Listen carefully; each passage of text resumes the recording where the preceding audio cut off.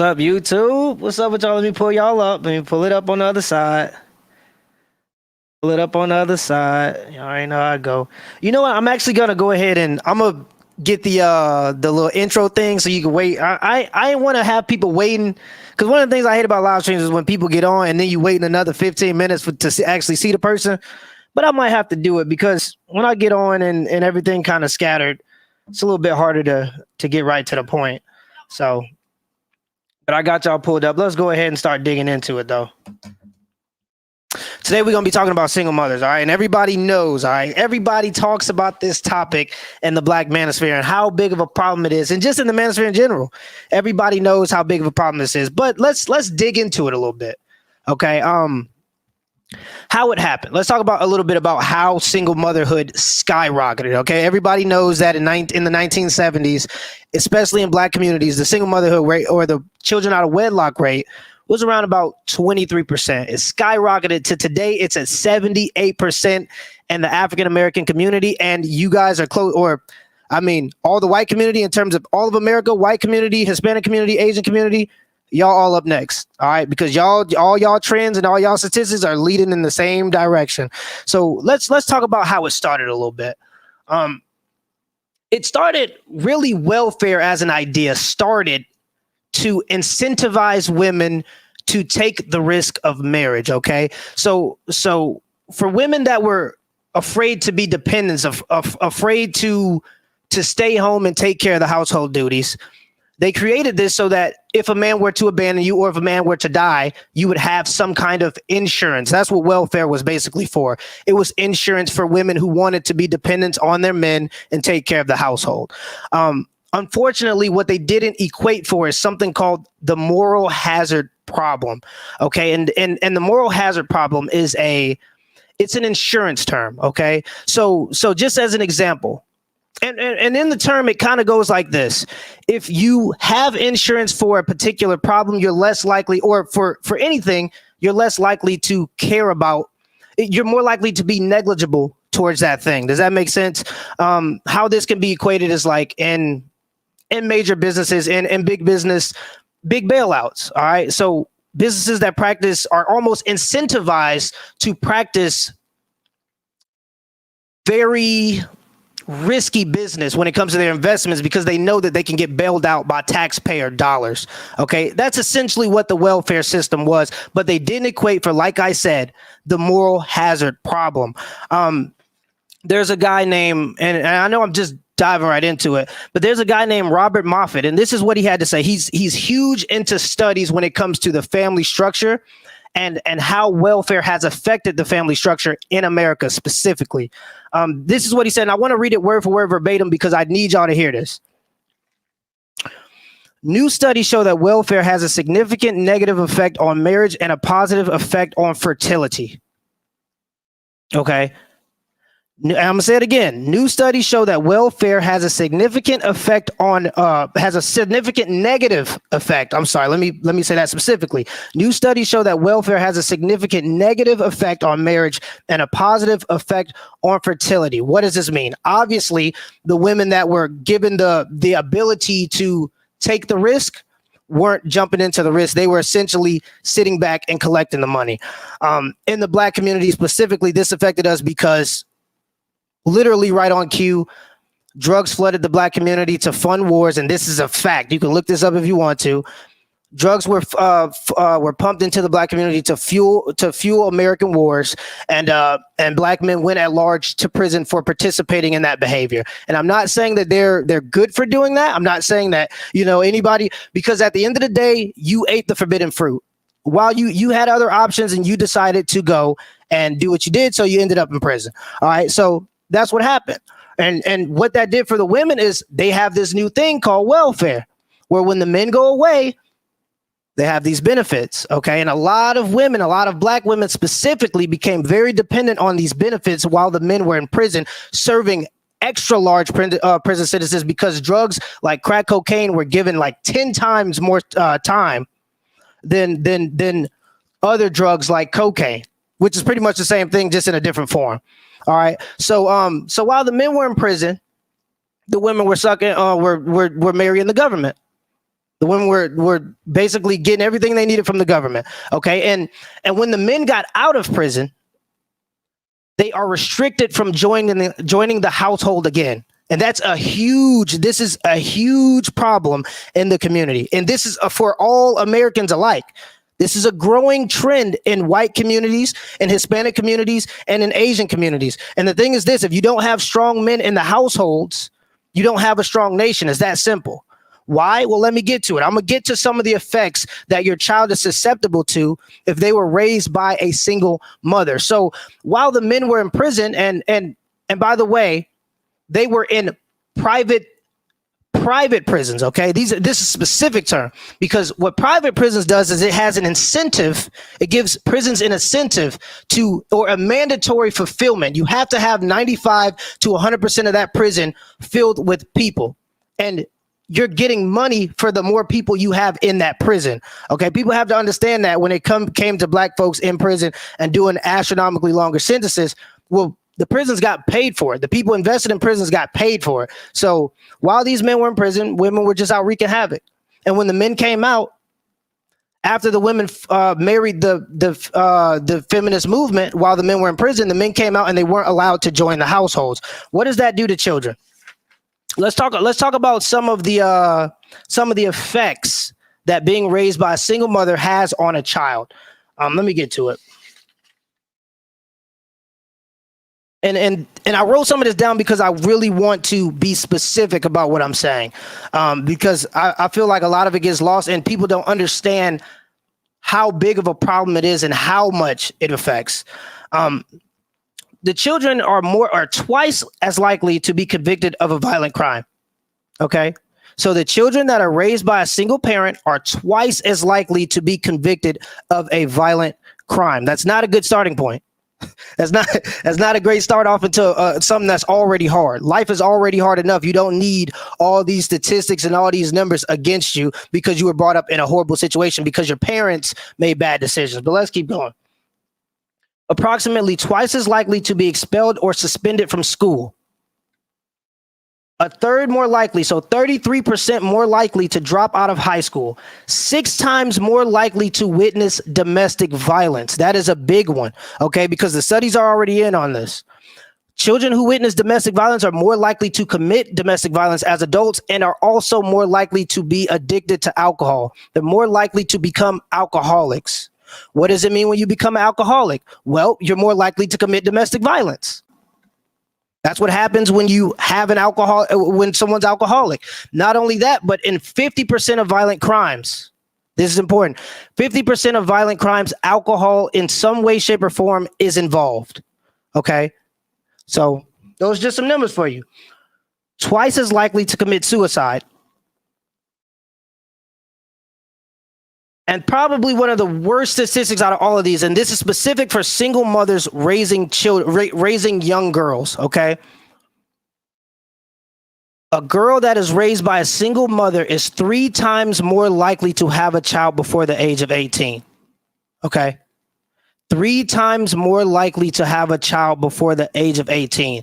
And this is kind of my theory on that. Girl gets pregnant. She didn't have anybody to teach her about what her options were. This is a conversation we need to start having with children. We need to start letting them know that if you're 16, let's be completely honest. At 16, a lot of people are sexually active. At 17, a lot of people are sexually active. 15, I wouldn't say a lot, but some people are sexually active. So you need to start having these conversations with your kids. But what happens is daughters go out. They're being promiscuous. They see their mom having men in and out and different men in and out their lives. So they have this abandonment issue. They go out. They get pregnant by one of the men that they've been having sex with. They go back to mom and they say, "Mom, I'm pregnant." Since mom has already been in that situation and women are more agreeable. And this is why I always say women are more agreeable. They act more on emotion. Okay. Acting out of emotion, you go, "It's okay, baby. We're going to take care of this. You just got to be a strong woman. We're going to handle this situation." All right. So the child, without knowing her options and without having a person, because in that scenario, if you have a mother in that household, if you have a father in that household, because men think off logic, we go, no, sir. Either you've already talked to your daughter about the situation or the potentials from that situation, or you're not going to allow that. You're not going to allow that in your household because men think more off logic and less off emotion. Because women are emotional, single mothers, children or girls raised by single mothers are more likely, 3 times more likely to have a child before the age of 18. And the cycle continues. All right. It just restarts. Now the child grows up. And I don't understand how we expect to have a strong nation when we have men that are being raised by single mothers. You can't have a strong nation with men that are overly emotional because their mother took care of them their whole lives. You can't have a society. And I'm sorry, I got people in the I got a few people in the chat or waiting to get into the lives or waiting to call in. I got a few people waiting to call in.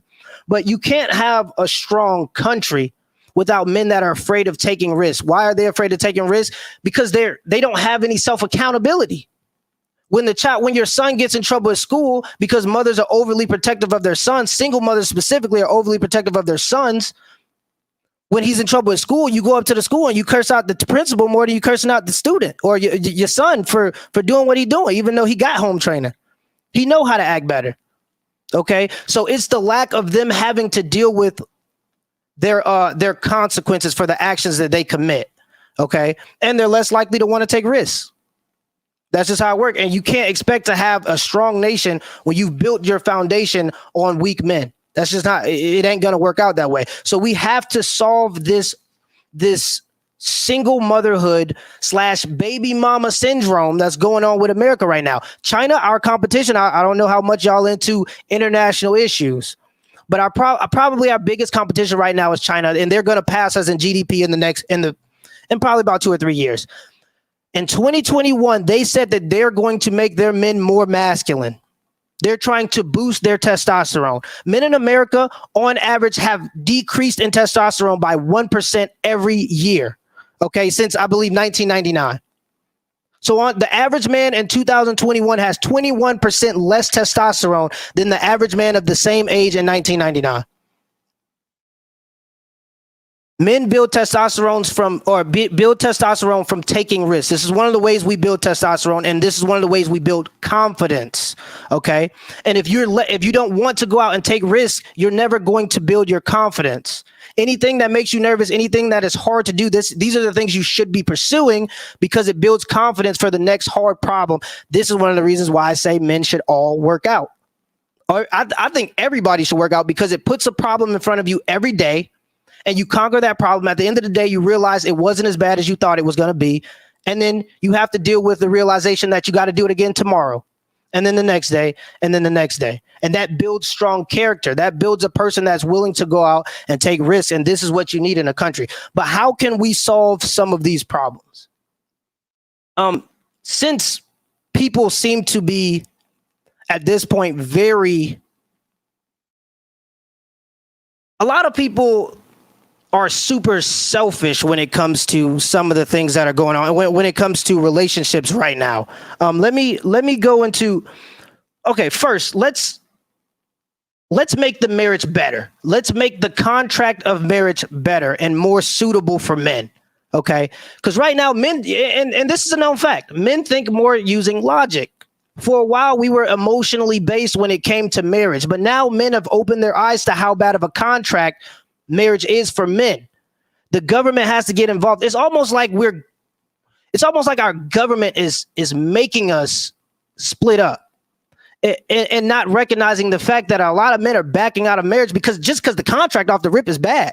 I put out a poll, 20,000 people responded to it, and majority of the men say they want to get married, but a lot of the concern was the contract's too bad. Okay?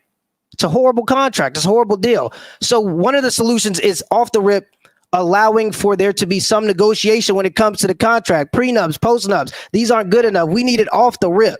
Okay. A lot of men don't want to get into these situations anymore. Women are incentivized to leave marriages. Okay. The government gives women benefits to leave marriage. So why would a woman, if we're going on to do a challenge, which is marriage is hard as hell. Okay. Marriage is hard and it's lifelong. It's a whole life. It takes a lifetime. If we're expected to try to go further in this challenge called life and you get money if you quit out, what incentive do you have to stay in the marriage? And this is the dilemma that a lot of men have woken up to and realized 80% of the women are the ones giving up on marriages. Okay. So they don't want to deal with it anymore. And what do you get from that? You get a lot of single mothers. All right. You get a lot of single mothers. That's one of the ways, because I believe with single motherhood, a lot of those situations are co-parent situations.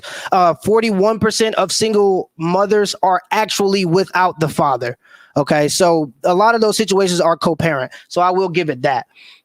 But another way is educating girls their options before they get pregnant, having conversations with young girls before they get pregnant. I don't understand. Like, this isn't, anytime I have this conversation and I have to get to the point where I go, if you wanted to lay down with bums and you end up pregnant, you got to handle that situation. Everybody goes, oh my gosh, you for abortion, this and this and that. That's not what I'm saying. I'm saying you have birth control. If you don't want to take birth control, you have condoms. If you don't want to wrap it up because it doesn't, it's not your thing, you this and this and that, or the condom bursts, you have plan Bs. Okay. And if all of that fails, you then lean back on your final option, which is abortion. Me personally, I don't agree with abortion. If there's something going on in my household, there won't be no abortions, but it is an option. I am all about freedom and allowing people to decide what they want to do with their lives, but being responsible for their decisions and where their decisions allow them to end up. Dealing with the consequences of their own specific decisions instead of blaming the whole country on their downfalls. Okay, so you have to teach these girls, like, off the rip. Start telling, since people are so selfish now, start telling them off the rip. Daughter, look, do you have $250,000? Because that's how much it costs to raise a child from 0 to 18 in America on average right now. Do you have $250,000 to your name to have this conversation with a maid or at 16 years old? And because people are more selfish now, these things may resonate more than just trying to, you know what I'm saying, not have these conversations or trying to have them after the fact. All right, daughter, do you have $250 to just buy a Lamborghini? Because that's pretty much what you're doing when you have a child. Do you have that money to invest? No? Well, then don't go out and don't go out and have sex with bums. And if you do, make sure you're using protection. All right. And the thing is, I don't even think that people should just be going out and having sex willy-nilly anyway. But if you're going to do it, you have options to prevent these things from happening. Daughter, do you want to be a part of the poorest demographic in America? Ask that question. Tell them exactly how hard it is to be a single mother. Daughter, at the age of 24, do you want to have to try to convince your friends to stay in with you and have wine when they want to go out because you have a daughter? All that, it takes a village to raise a family, this and that. Them people are going to the club. All them friends you think going to be sticking around with you when you get pregnant and hanging out with you, they're going to the club. I'm going to tell you that right now. So have these conversations. Do you want to become a part of the poorest demographic in America? No. Well, maybe single mother or maybe having a child at this age ain't for you.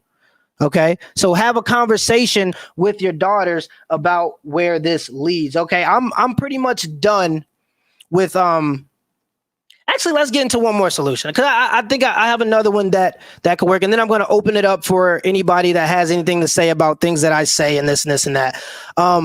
Because I'm with it today. There's been people in the comments, you know how the comments go. And this is why I start doing the live streams. And I'm going to probably do them more often, because I want for people to understand that a lot of things that I believe are backed by statistics. I'm not just making this shit up. Okay. But a lot of people think that I'm just making this shit up. So come on and we can talk statistics. Make sure you have your facts with you, because I'm coming with it every time, 10 out of 10. Okay. But let's look at another possible solution. Teaching men and women alike, and this is more geared towards marriage. Okay, and I know this ain't a lot of people think, but this is more geared towards marriage. A lot of men don't understand the benefits of marriage. A lot of women don't understand the benefits of marriage. And I had a woman earlier say, what you described was a maid, because I said what a traditional woman was. And their reply was, what I described was a maid. And I said, no, the difference between a maid and a housewife, a lot of the tasks may seem similar. Okay, and I hate that concept because it's what is that? That concept is it's lazy to say the least. Okay, these and this is the same thing that when people say, "Oh, relationships are basically prostitution." No, it's not that simple. But the difference, one of the main differences between a maid and a wife or a housewife is a maid gets a paycheck and that's it. She goes home. But a housewife is invested in how well her husband does as the breadwinner of the family because she has equity in that marriage. Okay, so she is incentivized. She is supposed to. She feels a need to for the sake of the betterment of herself, even. And this is why I get into the selfish reasons or the selfishness and leading this fight through selfishness. And I'm not saying it's bad to be selfish. I'm just saying this may be what needs to be done for people to understand how important it is for people to be together. Two incomes are better than one. The average woman makes $36,000 a year, or average black woman makes $36,000 a year. The average black man makes about 42. We look at these statistics in competition, not realizing that at the end of the day, that's a household of 78 grand. That's a household of $78,000. And if you live beneath or at your means, you have extra money to put towards building yourself financially over the up and coming years. If you look at the top 10 richest men in America, you're going to see 10 men that were married during their come up. And there are reasons for that. Tax breaks, insurance, car loans, all kinds of stuff. You get advantages from being married. But let's open up the channel because I do want people to come in and say what they got to say. A lot of times the monologue, I'm going off the head and I'm just trying to build up the audience so that when people come on, we can have these conversations. But let's go ahead and start with Goddess Masterpiece. Let's see what you got to say. What's up with you, Goddess? How you doing? How are you doing? I'm good. You good? Okay. So first, let me start off by saying you used my content in a video you did the other day, and it was an old video. Just so your subscribers know, that was almost 2 years ago. I was in a place of breaking up with my children's father. Yes, for those of people in your chat that want to say I'm a baby mother and I'm that typical baby mother, yes, I was. And guess what? I see married couples all the time that go through the same things. So because you're married makes you less exempt from going through breakups. Because I have a question for you. Did you come from a two-parent home? I came from a co-parent household, but my mother got remarried. But I got a question for you. No, let's Why stop did there. you? No, hold up. Stop there. I'm a mute you. You're gonna be a part of it. I'm sorry. Well, This is my show. You come It's on your here, and show, I'm but gonna address the wanna take situation my as they come. content, but you can't hear what I'm saying? I can use any content I want. It's called Fair Act. No, But you can't, sweetheart. I can flag you, you know. It's Fair Use Act. You can try to flag me, but I've already had people do that, and it doesn't work out well for you. But Okay, so anyway, if you do want to continue, the black community with what you're doing.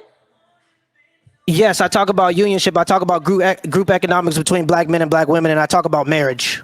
Okay, so is it the woman's sole responsibility to get married when the man has to propose? Because a woman proposing would be preposterous. Okay, I have a question because it seems like you're really, really upset. I want to settle this down, or I'm gonna have to go and get you. No, But I'm not upset. I'm not upset. All right, y'all. Let's go ahead and get to the next person. Summit War. Let's see what you got to say. What's going on?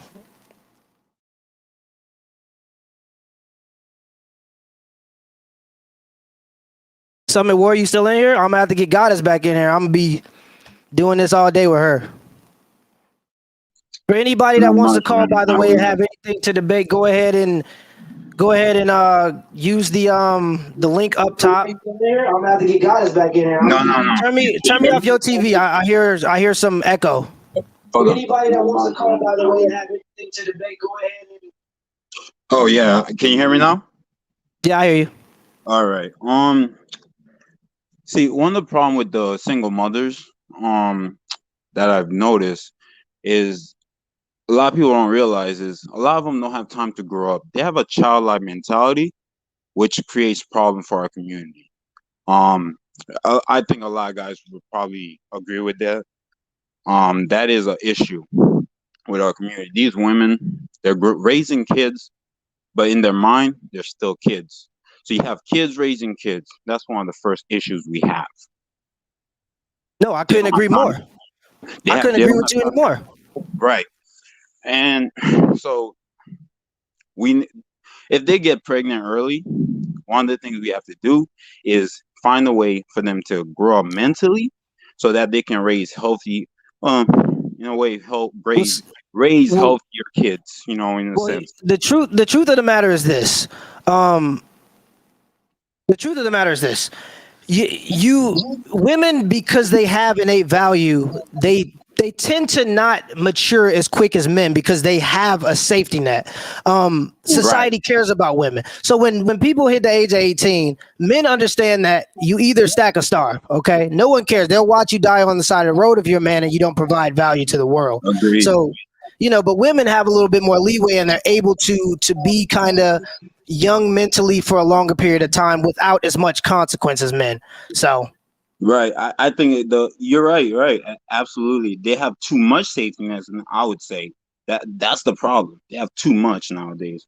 The other thing I wanted to point it out, you said something about relationship. Like, a lot of women are looking at, it's like they're a traditional housewife.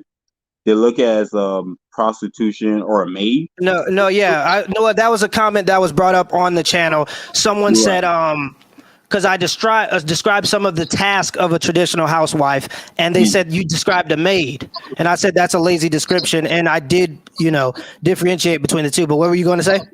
Yeah. So the problem usually with people like that, they don't know what a relationship is. This is why a lot of relationships fail nowadays.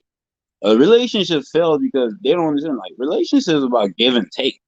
Right. Everybody's got to contribute. We got to be a team. Like, they're trying to put I in a team, and that's not how it works. That's the problem with our society. See, and that's why I brought up the fact that the contract has to be better, because right now women are incentivized, not just for relationships, I'm talking about marriage specifically here, but women are incentivized to leave marriage. Right. Not only that, but it's almost incentivized to have children out of wedlock, because if you don't have a child or a father in the household, you get all kinds of benefits from the government.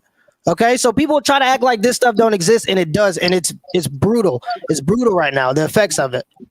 Right, and I see there's a irony in there. It's usually when you see these women, though, they're saying, "Oh, it's like a whatever it's like a maid, whatever." It's like, okay, I think the whole thing is they don't want to be when you ask them what do they bring to the table, usually you don't hear a good response back. They don't know what to bring. They don't know what men want. In a sense, I watch a lot of Kevin Samuels video, and usually that seems to be the problem. You know what I mean? They don't know what to bring. But everybody knows what they want, but they don't know what they need to get there, and that's that's the human condition. And I do agree that is a lot of the condition when it comes to women in marriage. Men know that they have to protect and provide. It's been that way forever. It's going to be that way forever, probably, but. For women, for the most part, they're just taught that they just have to be pretty and that's enough. And a lot of them just gave up on that because there's in the black community, but 75% of all American women are overweight or obese. So, I mean. Yeah, I think men needs to put a standard on women that they have to bring more to the table instead of just because they're women, that's all they need to be. And they need to understand, a lot of the time women ask, they want to be married, but men don't ask them, why do you want marriage? What is your purpose for being married? We need to start asking, men need to start asking these questions. Well, here's the thing. One of the biggest problems with marriage in America and in a lot of Western societies is this. We've made it specifically about love, okay? We've made it so that, historically speaking, marriage was about business. Okay. Powerful families. I mean, you watch Game of Thrones or any of these shows where it's in that time period, but it was like marriage was about businesses, or it was about business. It was about my kingdom is strong, your kingdom is strong. If we get our children married, we have a vested interest in each other to grow. Okay, to grow both of our agendas and to continue to thrive. Business but now that we've made it so that marriage is about love, which is an emotion. Okay, love is going to go up, it's going to go down. You're going to love somebody more this day and less this day. If you get two people in an agreement that understand what they're bringing to the table and understand where they want to be, which is what marriage is, and understand that we want to have this many children, you set goals basically. And you pay attention more to the business aspect and the love. I'm not saying that love should be exempt, but I'm saying you should also focus on the business of marriage. That's a huge fact that people aren't paying attention to. Yeah, marriage is all I'm gonna say is I mostly agree with you, everything you said tonight. I do think we need to try to create more of a union in our community, especially with Black communities, because like you said, it's spreading out throughout different communities. All I'm gonna say is marriage is a big contract. I'm a very spiritual guy, very biblical. I don't just say it. I actually read the Bible, study the Bible and stuff, and I understand what marriage is from that extent. And people are taking it like, oh, it's just for the ceremony and everything like that. It's more than that. It's the biggest contract in your life. It's between you and that person. You're going in front of God, and it's the strongest bond in a human relationship. People don't understand that. It's not between they think mother and children is like the biggest contract. No, it's marriage. No, you're right. It ain't no joke. But let me go ahead and get somebody else in here, bro. I got a whole bunch of people in the waiting list. I just want to say thank you for giving me the time to have this conversation with you. I really appreciate all you're doing out there. All right, man. Appreciate it. Oh yeah, yes sir, definitely. Have a good one, bro. You too, man. All right, y'all. Yeah, but y'all seen that situation before he came on. There's something called the fair use in YouTube. It's so we can react to videos, and that's completely fine under YouTube. People can put in strikes or whatever they want to do. I'm sure other channels like MTR have ran into this problem, but more than likely under Fair Use Act, nothing will come from it. But I would like for her to come back in. It's just I can't do it under hostile conditions. That's not how situations get handled. When it comes to specifically like women, I don't want to go into this emotional thing where we're both yelling at each other. That's not how you get stuff handled. So if she does want to come back, I'm great. I would love to have that conversation. I see there are some naysayers in the comments. Join, please. Okay, tell me exactly, specifically where I'm wrong, and we can have a conversation from there. Let's continue. What's up, DJ Torch? I remember you from the comments. Yeah, hey, I like what you're doing, but at the same time, there are some times where you are wrong. Like, let's go with the lady who was on. Goddess, she was not yelling. She was not yelling at you, man. She was setting you up, and you cut her off. And I know that's your option. And no, nothing's going to become of whatever she complains about. I don't think she is. But the thing is that she came. I'm sorry. Let me go ahead and tell you. She came in and she asked me a question. I answered her question, and she asked, "Was I raised by a single mother?" I said, no, I was co-parented. So my mom was single, but then she got married, and my dad was single, and then he also got married. So I always had a relationship with my family, but I was not by and large I was born out of wedlock, basically, is what I'm saying. Okay, and that's fine. I'm not saying that you got to be, you know, it'll happen. Okay. You'll get people that are good out of that situation, but for the most part, you're against outlandish statistics that are horrible for any child that's trying to find their way in the world. But let's go ahead. I'm sorry. Where was I wrong? Okay. When did your parents break up? Is this where where was I wrong? I'm sorry. Answer or not? I mean, if I can't, it's okay. You can cut me off and go to the next person. Well, this has become a therapy session. I'm more for No, it's not. I think because what I'm trying to do is this. I like objective information. I don't want just one person's side of the story. You didn't let her finish her argument to the point where you could have said yes, no, or it would have looked stupid on her, or it would have looked stupid on you. You didn't even let her finish. And that's the point. You have to let people finish their point. But I'm trying to get. Are you? Wait. I'm sorry, DJ. Are you going to argue a point, or what are we talking about here? No, it's simple. If it's simple, are you going to let people speak their mind or not? I'm waiting for you to do so. No, I've already spoken my mind. I already made my point. Wait, where was I? You might have missed my point, but I made my point. What was the point? The point was you didn't let her finish. So you came on to talk about her? She wasn't even done. She was. Okay, people. Here's what y'all got to understand and what I'm trying to do here. I'm not trying to get into a therapy session. I'm here to talk about single motherhood affecting the Black community. It's that simple. All right? It's that simple. You can't get a leg up if you don't have group economics. It's that simple. If there aren't men and women together building households, your demographic is going to fail. And that is what happened in large to Black people in America. Salute to the Black men out there that are working hard to pull us into the middle class. By the way, 57% of Black men are in the middle class, and that's not including the men that are in the upper class, okay? 57% of Black men. So there are people working hard.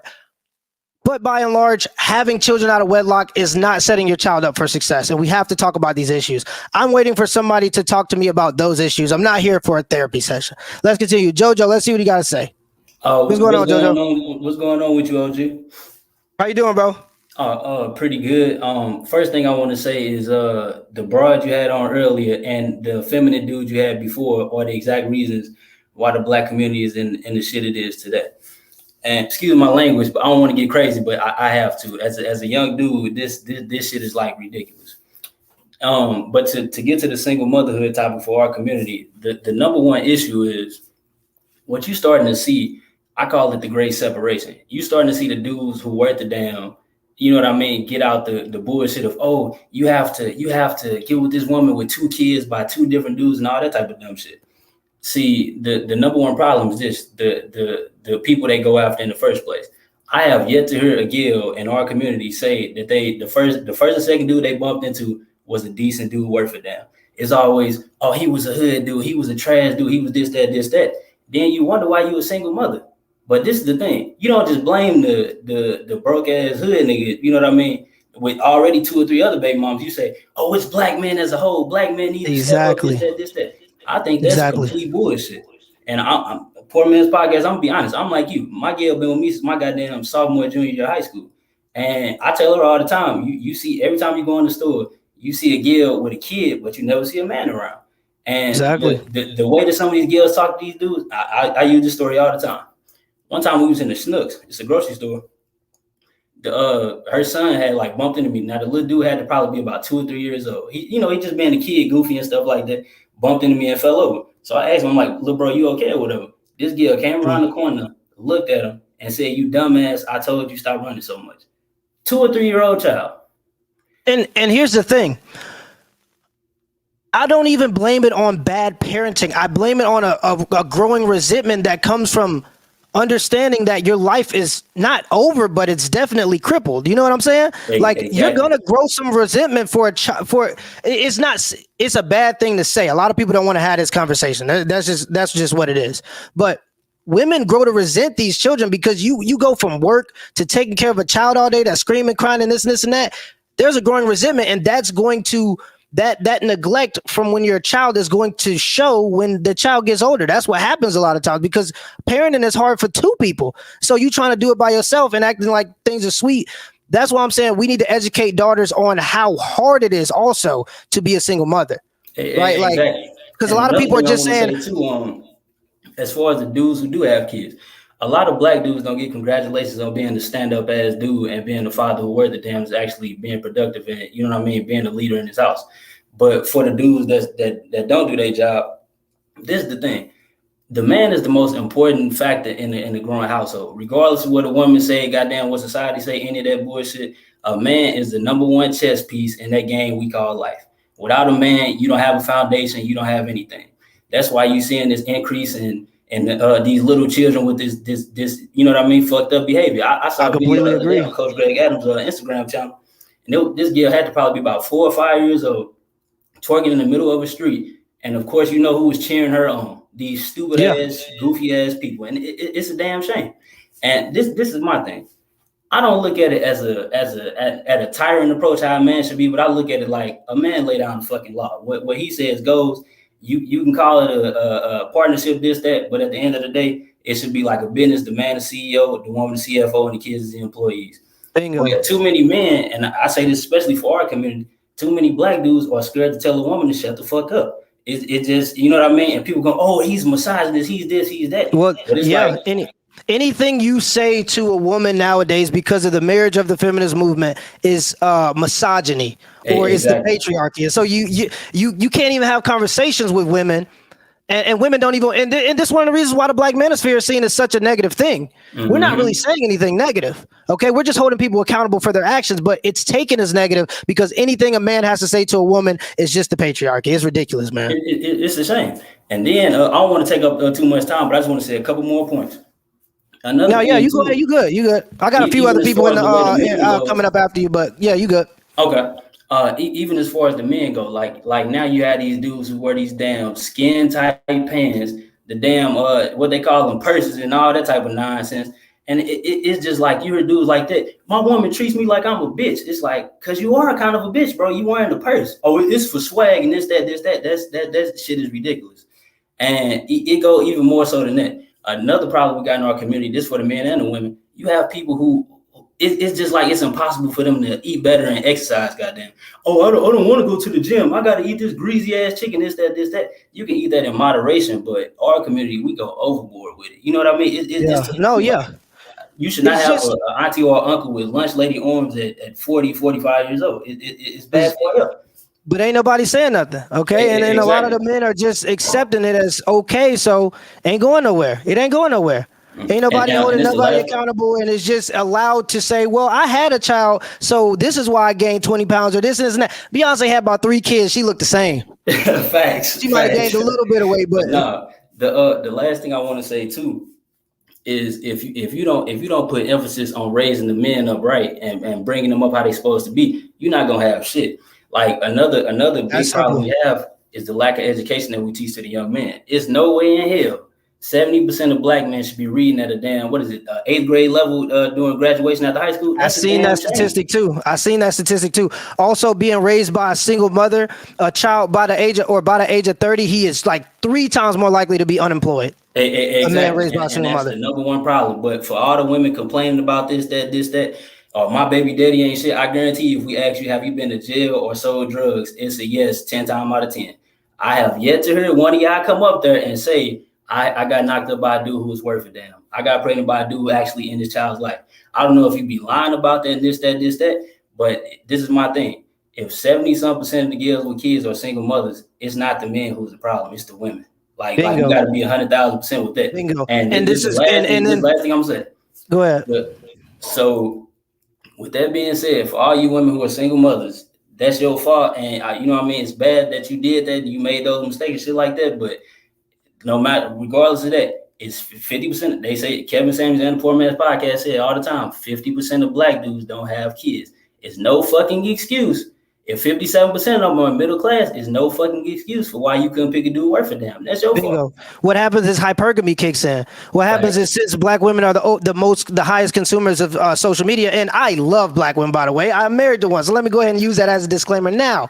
But just to get a little bit into that, like you're saying, hypergamy kicks in. It's not a natural thing, and I believe it's a spectrum. A lot of people just go, oh, all women are hypergamous. At any opportunity to go to the next man, that's what they'll do. And I don't necessarily believe that. I believe most women do want to be protected and provided for. But when you get on social media, you know it leads to depression. It leads to you to be less content with your current situation. You know what I mean? So they get to see you in all the sweeties and the Cardi B's, and they think, oh, that's a life that I could live. All right, I still got a couple men in my DMs. Let me go try to live that life. And they're incentivized to leave. They're incentivized to leave the relationships. So yeah, I completely agree with you there. I just believe that comes from hypergamy, like women just starting to look at. Hypergamy is just women attempting to get happiness through things. You know what I mean? And feeling like that's the biggest problem. I'm sorry I'm talking so much, man. I'm just like your podcast is just lit, man. But can I say one more thing? Then I'm done. I promise. Yeah, go ahead. So that's another thing too that's kind of get skipped over a lot too. a lot of the men who actually in the middle class doing like the 57% you were just talking about, they get disregarded because it's not six figures. Like Exactly. that baffles me. That baffles me. That's hypergamy. That's not being okay with just being protected and provided for. Now you want luxury. Now you want additional things. You get what I'm saying?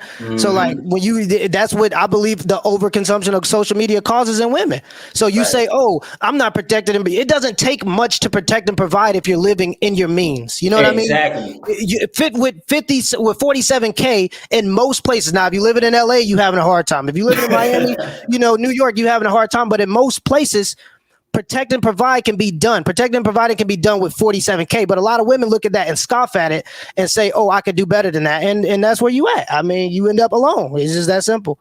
Crazy. But I appreciate you for letting me on, man. You keep doing what you're doing.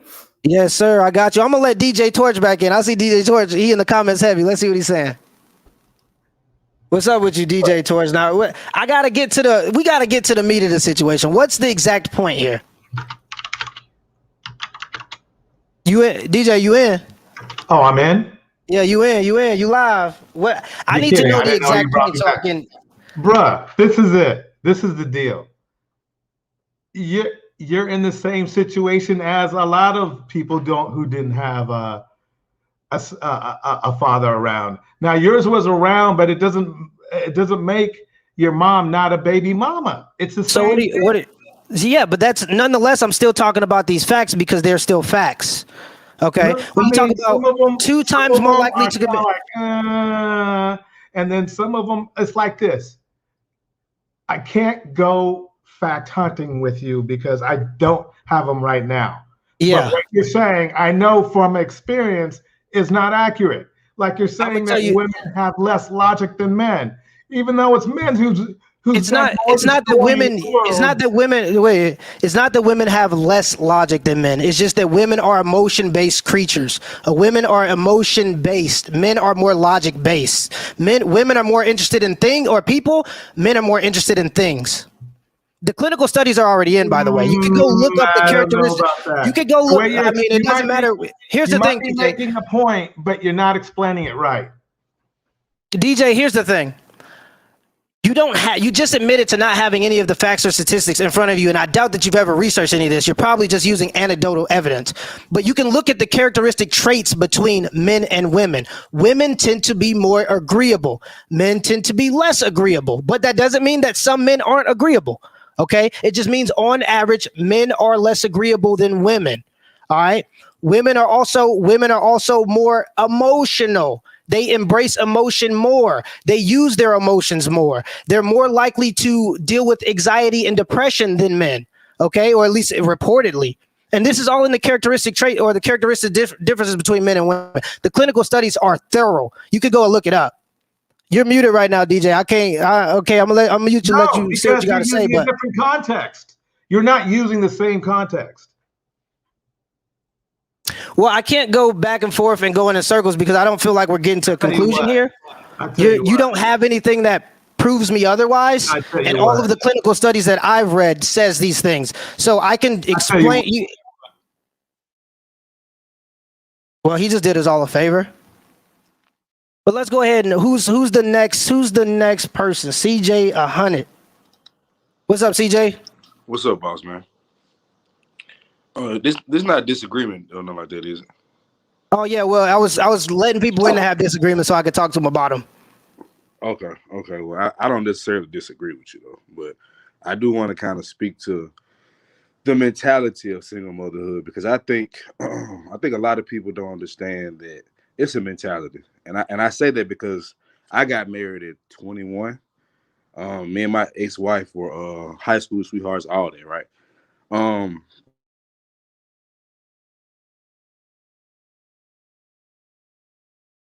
I'm sorry, I can't hear you, CJ. I gotta go ahead and get you out. I can't hear you. All right, let's go ahead. Crooked Face. Let's see what Crooked Face talking about.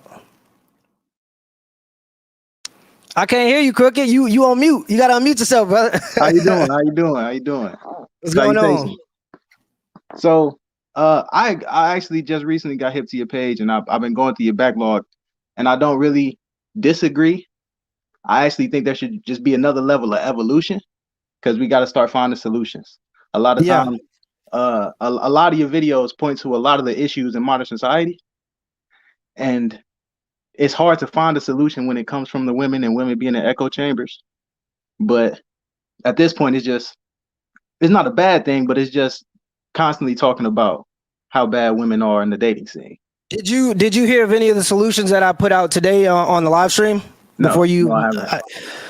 One of the solutions I said was teach women their options before they get pregnant when it comes to young girls. So fathers and mothers, if not both of them are in the household, regardless, need to start having conversations with their daughters in terms of their options before getting pregnant. Because a lot of times I go out and I put information out there and I talk about the most extreme option. And this is what people talk about all the time. They go, oh, he's talking about abortion, right?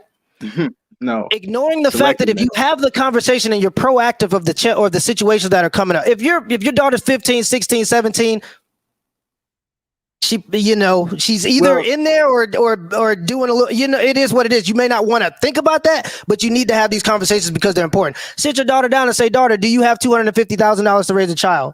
No? Well, then let's talk about birth control, condoms, and Plan Bs. Right. Do you want to be a part of the poorest demographic in America? Do you want to set your life up so that you're a part of the poorest demographic in America?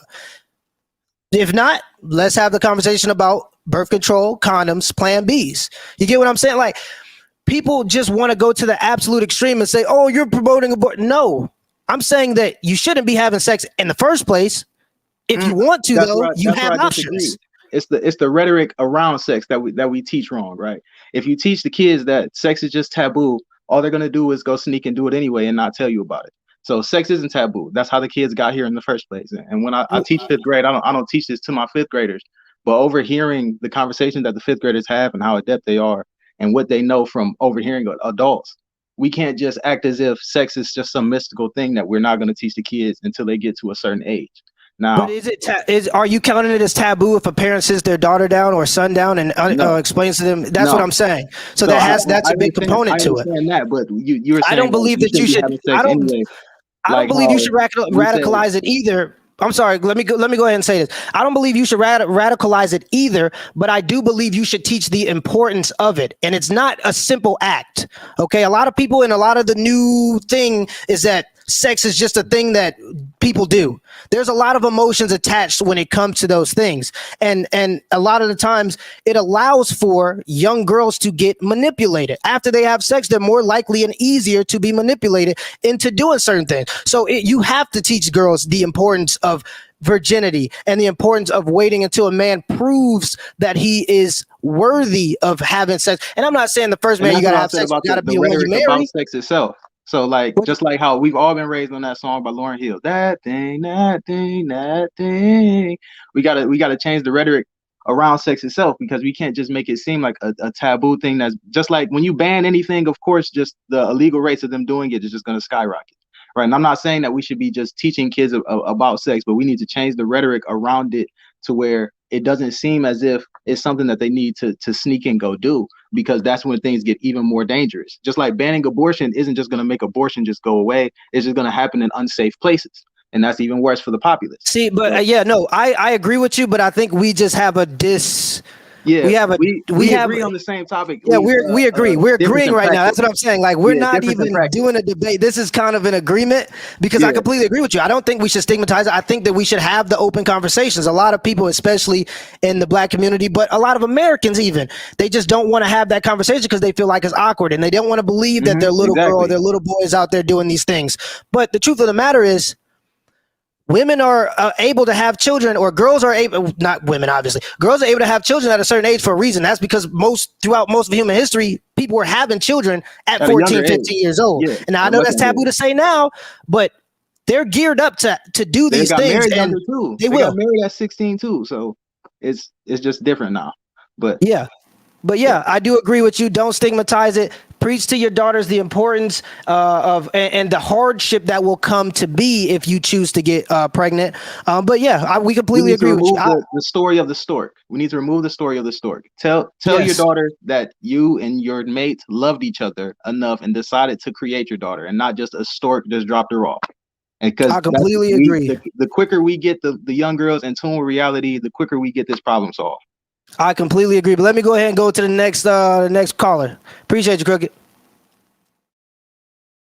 Keep doing. Hold up. We got a super chat up in here. Hold up. Let me go and get to that super chat real quick. Keep doing your thing, man. We need to support our brothers who are trying to fix the situation in our communities. You may not agree 100%, but we can 100% agree there is a problem. That's what this is about. This is about having a conversation for what's going on. Okay, because nobody wants to talk about these hard topics, and they're taboo. You have to destigmatize them so we can have a conversation. And usually the hardest conversations are the ones that are going to benefit the most. Okay. The toughest conversations are the ones you need to have because they are the ones that are going to lead to the most progress. Same thing with anything in life. The toughest things you do in your life are going to be the ones that actually are the breakaways that lead you to something different. A lot of people avoid toughness. A lot of people avoid conflict. And there's no virtue in that to me. I think that regardless of you having a conversation, you respect it in my eyes. Jennifer, let's see what Jennifer got to say. What's up, Jennifer? Hey, can you hear me? Yeah, you good. Okay, I'm going to keep this short because I realize this platform isn't for me, so I'm not going to take up too much time. What do you mean it's not for you? Why do you say that? Well, just this conversation, I really don't have anything to challenge. I just want to let you know, as a Black woman, I'll be 30 in a couple of weeks. We were lied to. Feminism. I live in the great state of California. I'm from Connecticut. My parents are from the South. We were lied to. Yeah. It is a bitter pill to swallow, but it is one that we have to swallow. And this pandemic has... And Jennifer, I'm happy you said that because there was a woman that she made articles for Cosmo. And she made articles for 20 years for Cosmo, and she came out admitting that she lied in majority of her articles just to basically pander to women, because women were the ones buying these cosmopolitan magazines. The same magazines that say, oh, there's nothing wrong with being obese. You could just go out and strut your stuff, women, ladies, there's nothing wrong with being obese. Absolutely ridiculous, right? But so I'm happy you understand that it's all a hoax. It's all a lie. After women got the right to do whatever they wanted, they got the liberty. After that, everything else was just trying to be a man. And I'm like, I don't get it.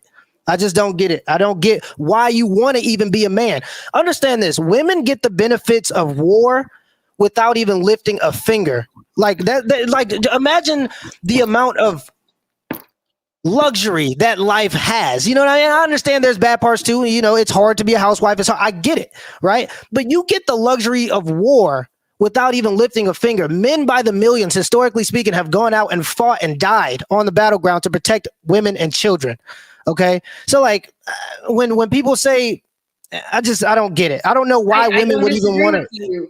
To be fair, the simple fact that we live in an age and there isn't a draft, how do we think this came to be? Like, I'm sorry. If you're volunteering, you're showing up and making sure that I don't have to. That's neither here nor there. I won't keep you. You go back in the chat room, you're going to have a lot of people waiting for you. No. All right, Jennifer. Let me go ahead and get to the next person. I appreciate you for coming on. Yes. Thank you for all of this. It's hard. Just bear with us. Bear with us. We having the conversations now. It's gonna get to it. But I appreciate you for coming on. Thanks so much, and take it easy, everyone. Okay. Stop talking down on women for money off YouTube. You bisexual. I am married to a gorgeous Black woman. Everybody in my family are Black women. Okay, he's saying women. I ain't even got to talk about them being Black. But yeah, I'm married. I like to practice what I preach. I'm not perfect, obviously, but I try to do my best. People assuming that we're doing this specifically for super chats. Understand that when you have these conversations, you're risking social stigma. What do I mean by this? You can't have certain regular interactions with people because they know the content you create and the conversations you have on a daily basis. A lot of people don't agree with what I'm saying. So I have a lot of risk. People don't understand this. And it's not easy to build a platform, by the way, that people are interested in. It's very hard to actually. It's not easy at all. Stopping by to show love. I appreciate you, Anthony. I appreciate you, brother. I appreciate you. Let's go ahead and get somebody else up in here. Let's see what they talking about. I see Dave, none of your business. Dave, what's going on? Hello, sir. It is good to speak with you. I understand I'm kind of maybe outside my lane a little bit here, being white, being up in your podcast. Here's the thing. This is a problem that all of us are going to face very soon. We're just arrowheaded. Black folks in America are just arrowheaded. This is an American problem because China specifically is going to pass us in GDP. And they're focused on making their men more masculine. They just released an article in 2021 saying they're making their men more masculine. And that's because they understand that to build strong nations, you have to have strong men. It's that simple. Yeah, fact. But yeah, go ahead. What I wanted to talk about was the literacy aspect of this. There are way too many people, white, black, brown, yellow, green, blue, whatever. People need to be able to read because it exposes you to knowledge, stories, events, just possibilities you would never run into in your daily life.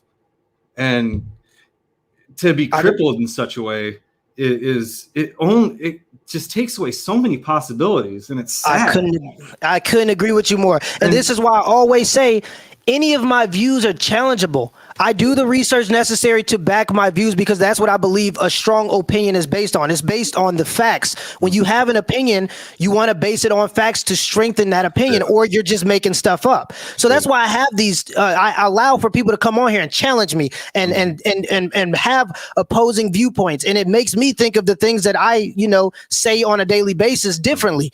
And this is important. And a lot of content creators shy away from this. They want to just sit in their luxury and not have the difficult conversation, because I could easily just post a video every day and collect a paycheck. It's easy to just sit around and roast people and just talk madness. But I'll tell you what really crystallized this idea in my head. There was a video about like the Baltimore school system and just the abysmal literacy rates. And listening to some of the parents talk about it, I would question their literacy rate.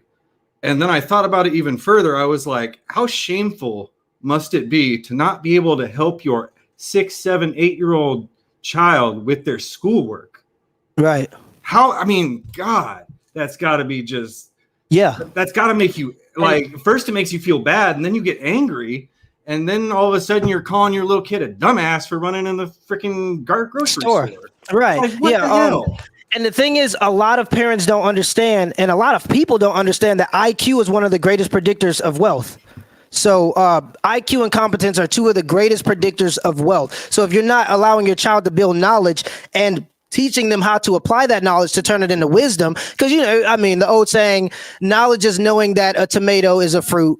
Mm-hmm. Wisdom is not putting the tomato in a fruit salad. Right. You know what I'm saying? So all those things are appropriate. Yeah. I see you got somebody running around back there. Let me go ahead and go on to the next caller, Dave. I appreciate you for coming in, though. Mm-hmm. You too. Bye-bye. All righty. I'm happy he understands that, man. And the thing is, this content, I don't want to be exclusive, okay? Because a lot of people are dealing with these problems. This is not just a black problem anymore. Now, it may seem like it because we the ones in the, in the dirt. And I will say this is one of the reasons why the black manosphere exists. And O'Shea explained this one time.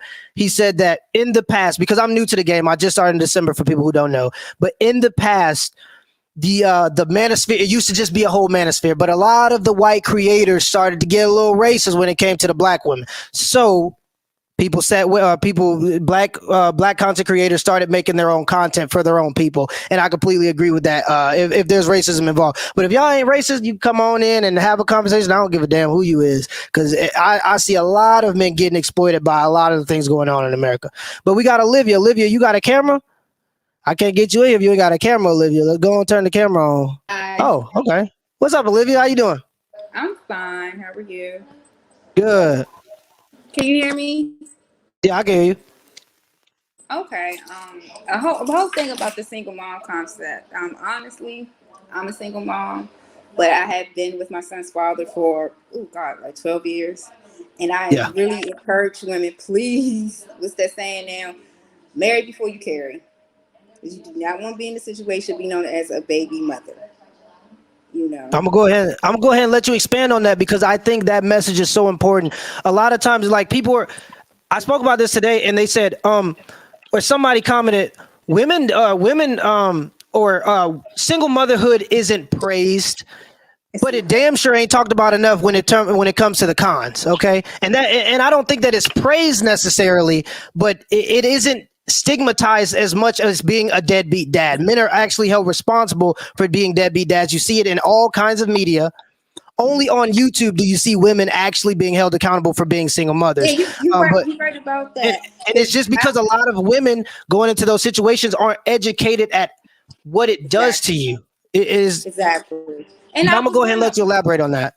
Yeah, and I was one of them, And I remember in my 20s, I used to say, I'm not going to be a baby mother. I saw, my family members or just people. Right? I never wanted to be that, but it happened to me.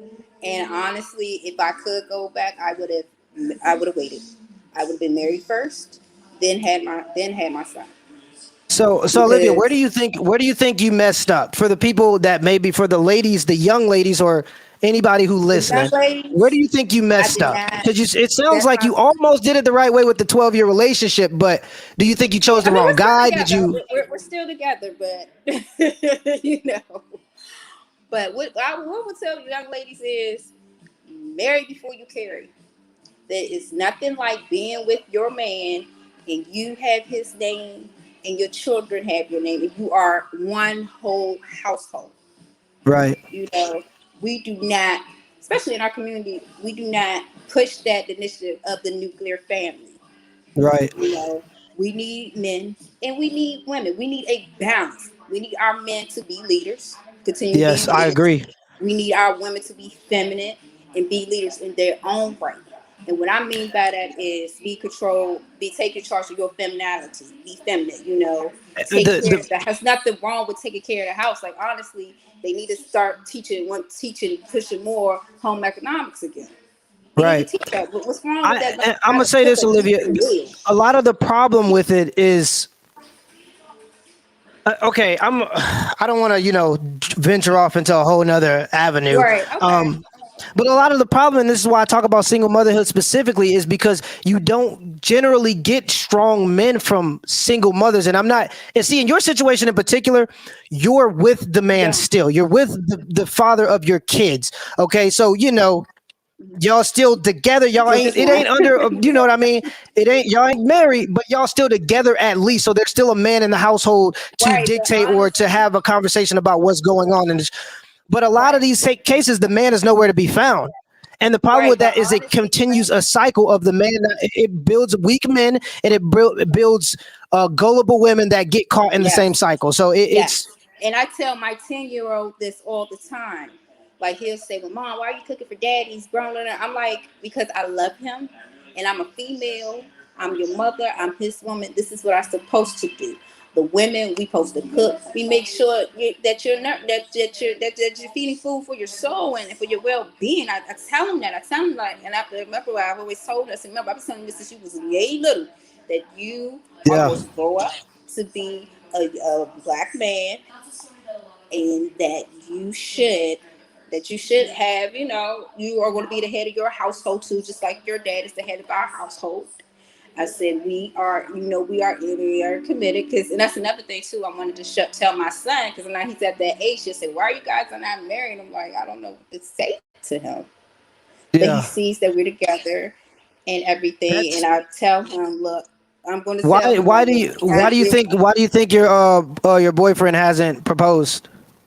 Well, we've been through a lot. And I think it's just a money issue right now, because now he's coming more into his career, and I respect that, but I'm be honest with you, I'm putting a timeline on that. Because I'm in my late 30s. I've been with him since I was 26 years old. Oof. And I'm gonna tell my son, do not date single women, single mothers.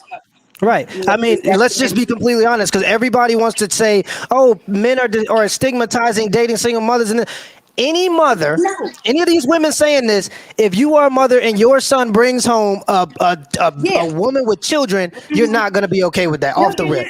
You're not going to be okay with that. So don't try to say it's just men stigmatizing men dating. That's not something that any man wants to be a part of, and mothers know that, and mothers don't want their sons to be a part of that.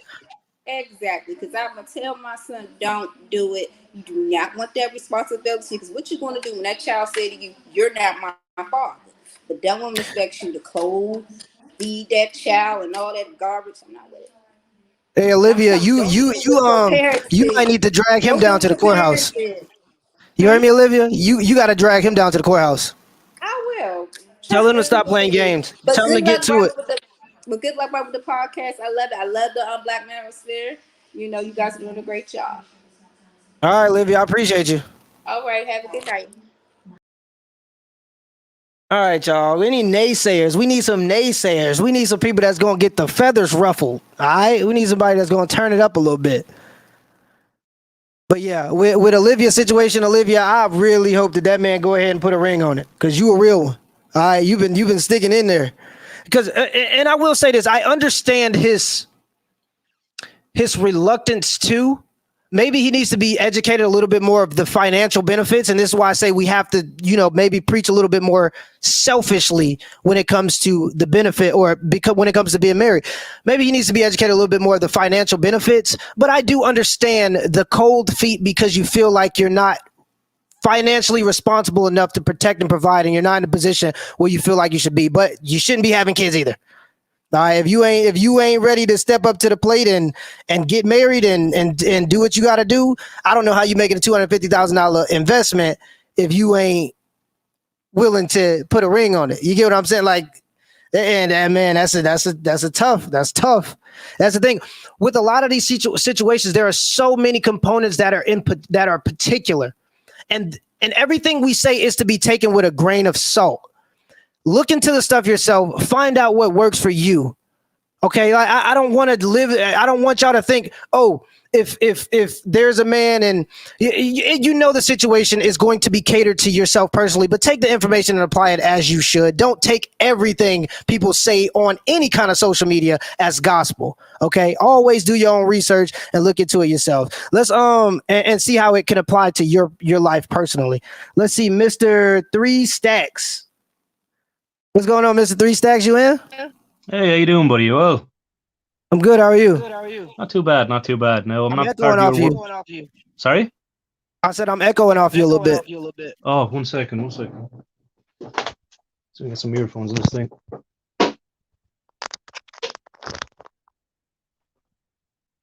Hey, can you hear me all right? Yeah, I got you now. No echo. You good? Yeah, perfect. Sorry about that, man. Yeah, just a quick question for you, man. You keep talking about I love the show, by the way. I just a new subscriber to yourself. I was listening to a bit of it and I'm enjoying it. But I just okay, wondered about what's the question? I'm ready for it. Oh yeah, just you're saying about the benefits of marriage. You're saying the financial benefits of it. I'm not 100% agreeing with it, to be honest with you. You're saying, what do you disagree with? Well, you were saying like on average, a person would make 42 grand a year in your country, and then it's 30. Yeah, I got you. Black men make on average 42K a year. Black women on average make about 36K a year. If those two people live under the same household, that's 78K under the same roof. That's right, yeah. But the thing is, like, you see, when the woman is pregnant and she's raising a family and so on, she's going to have to cut that career short. Usually, if she wants to stay home and rear the kids. So you're looking at the 42 grand to be able to hold them while they're growing their family. And the other side of that coin.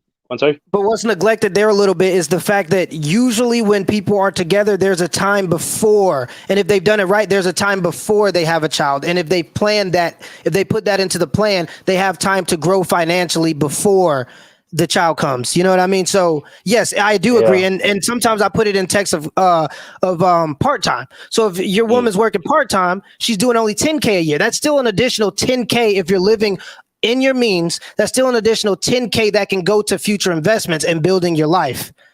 Yeah, but you're saying as well that the kid would cost 250 grand between 0 and 18 years. Yeah, about 250 grand between. Yep, about 250 grand between 0 and 18. Yeah, so I'm wondering, like, where does the female's salary cover all that kind of a thing? So I'm just wondering where the benefit of marriage is, to be honest, because even though the man and the woman are sacrificing to create the family and so on, a lot of the expenses and the money that's going towards building the family. Like, I mean, if you were a single guy making, this is where my argument is, like, you could be a couple making 100 grand a year, let's say, or I could be a single lad making 40 grand a year. But that 40 grand would be my 40 grand a year, you know, that type of way. So you have, when you're doing that 100 grand a year, you have to look after you have to get a bigger house for the bigger family if your family gets bigger. I mean, it depends. That's why I say live in your means. And that's for anybody that wants to grow wealth. Anybody who wants to grow wealth knows that the more you make, how you live should be equated to how much you make.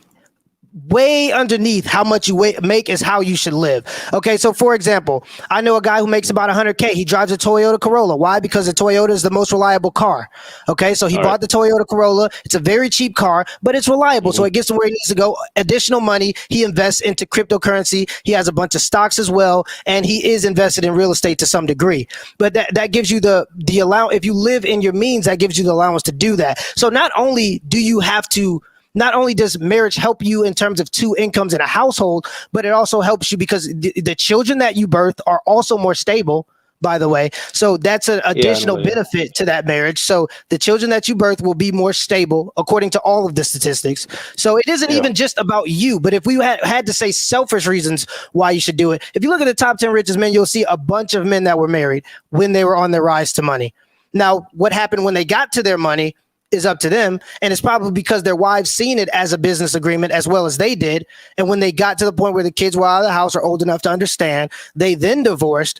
But you have to make a marriage out of love and business, and a lot of people are just too focused on the love, but love is too slippery because it's an emotion.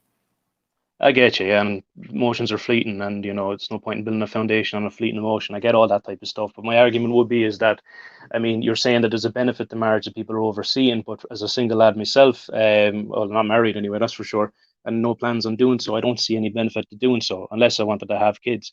But you see, again, the maths doesn't add up in my head because, again, like I was saying, with the 100 grand, let's say a couple could make a year.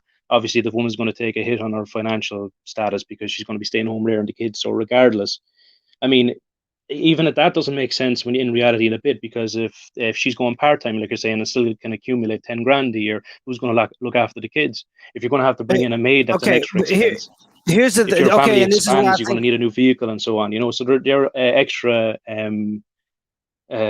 incumbent of, money being spent and taken away from it. You see, like as I was saying, if I'm just making 40 grand a year, I get all the 40 grand a year. I don't have to invest it in a family or so on, or a bigger house, bigger cars, more cars. You're saying, you know?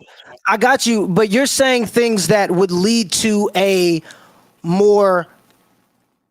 you're not living at your means is what I'm trying to say. You can afford it, but that doesn't mean you're living below your means. There's a difference between being able to afford something and living beneath. For example, someone pays an apartment $1,000 a month. Say they're paying $1,200 for a 1-bedroom apartment. Okay. If they have a woman in that household, if they have a woman in the household, you now have two incomes under the same household.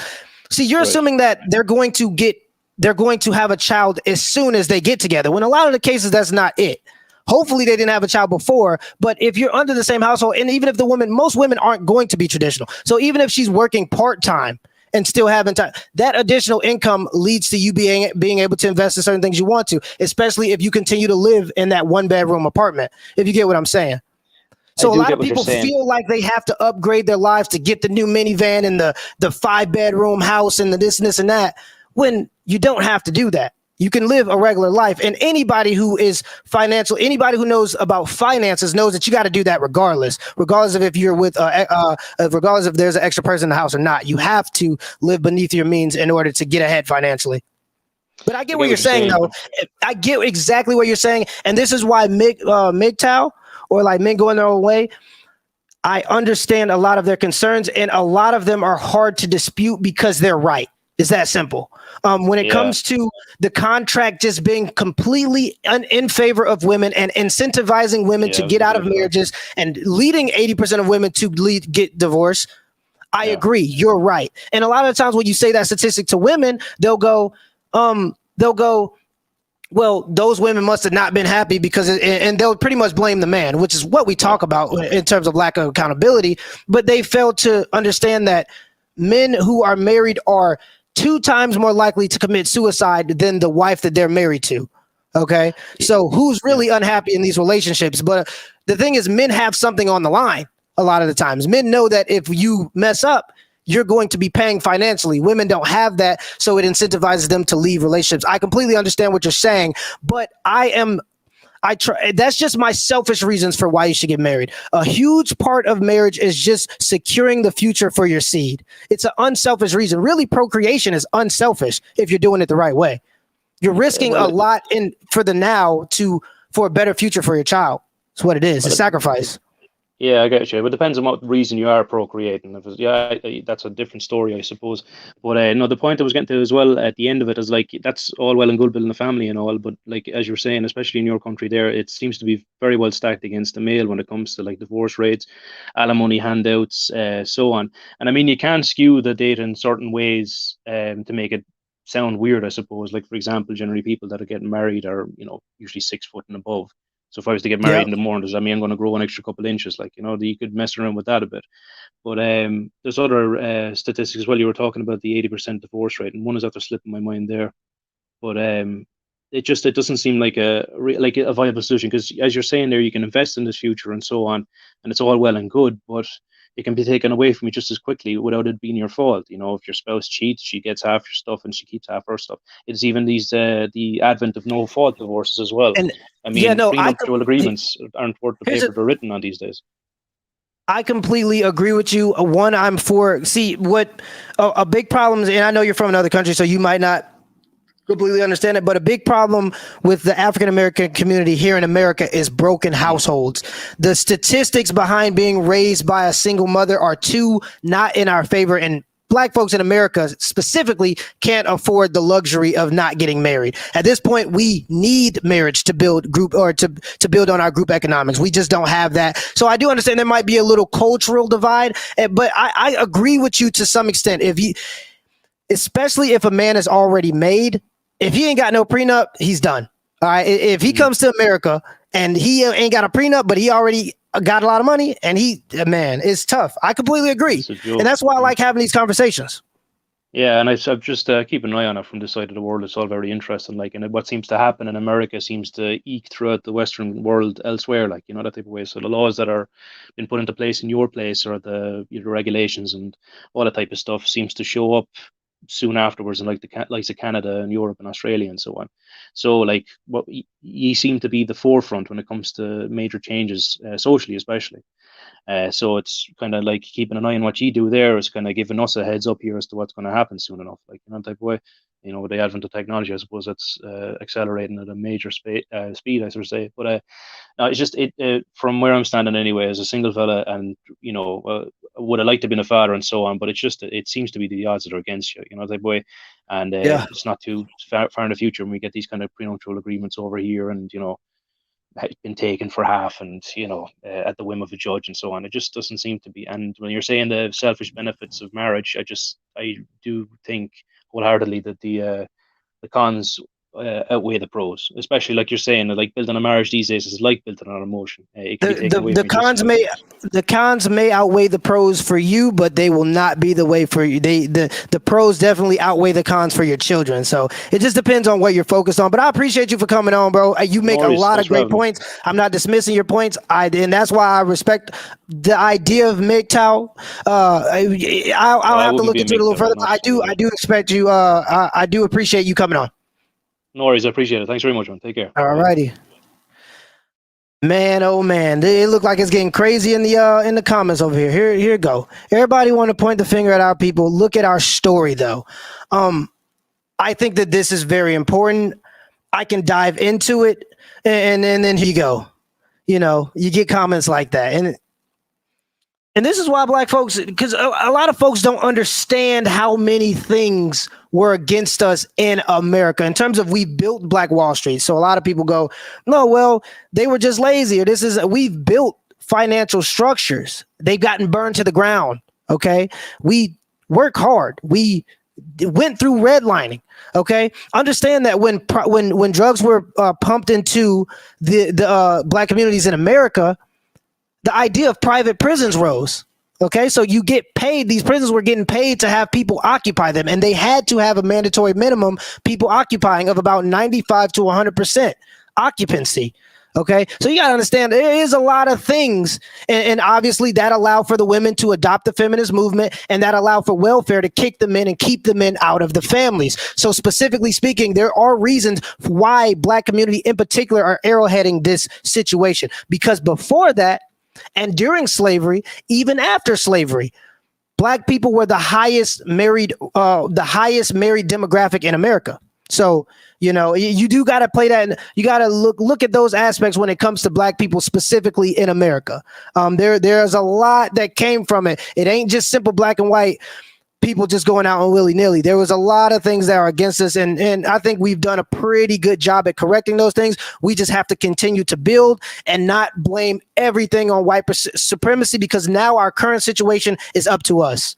Okay, if you got a daughter and she need braces when she's 5 or 9 years old, you can't go, well, I can't get you braces, daughter, because of white supremacy. You got to find a way.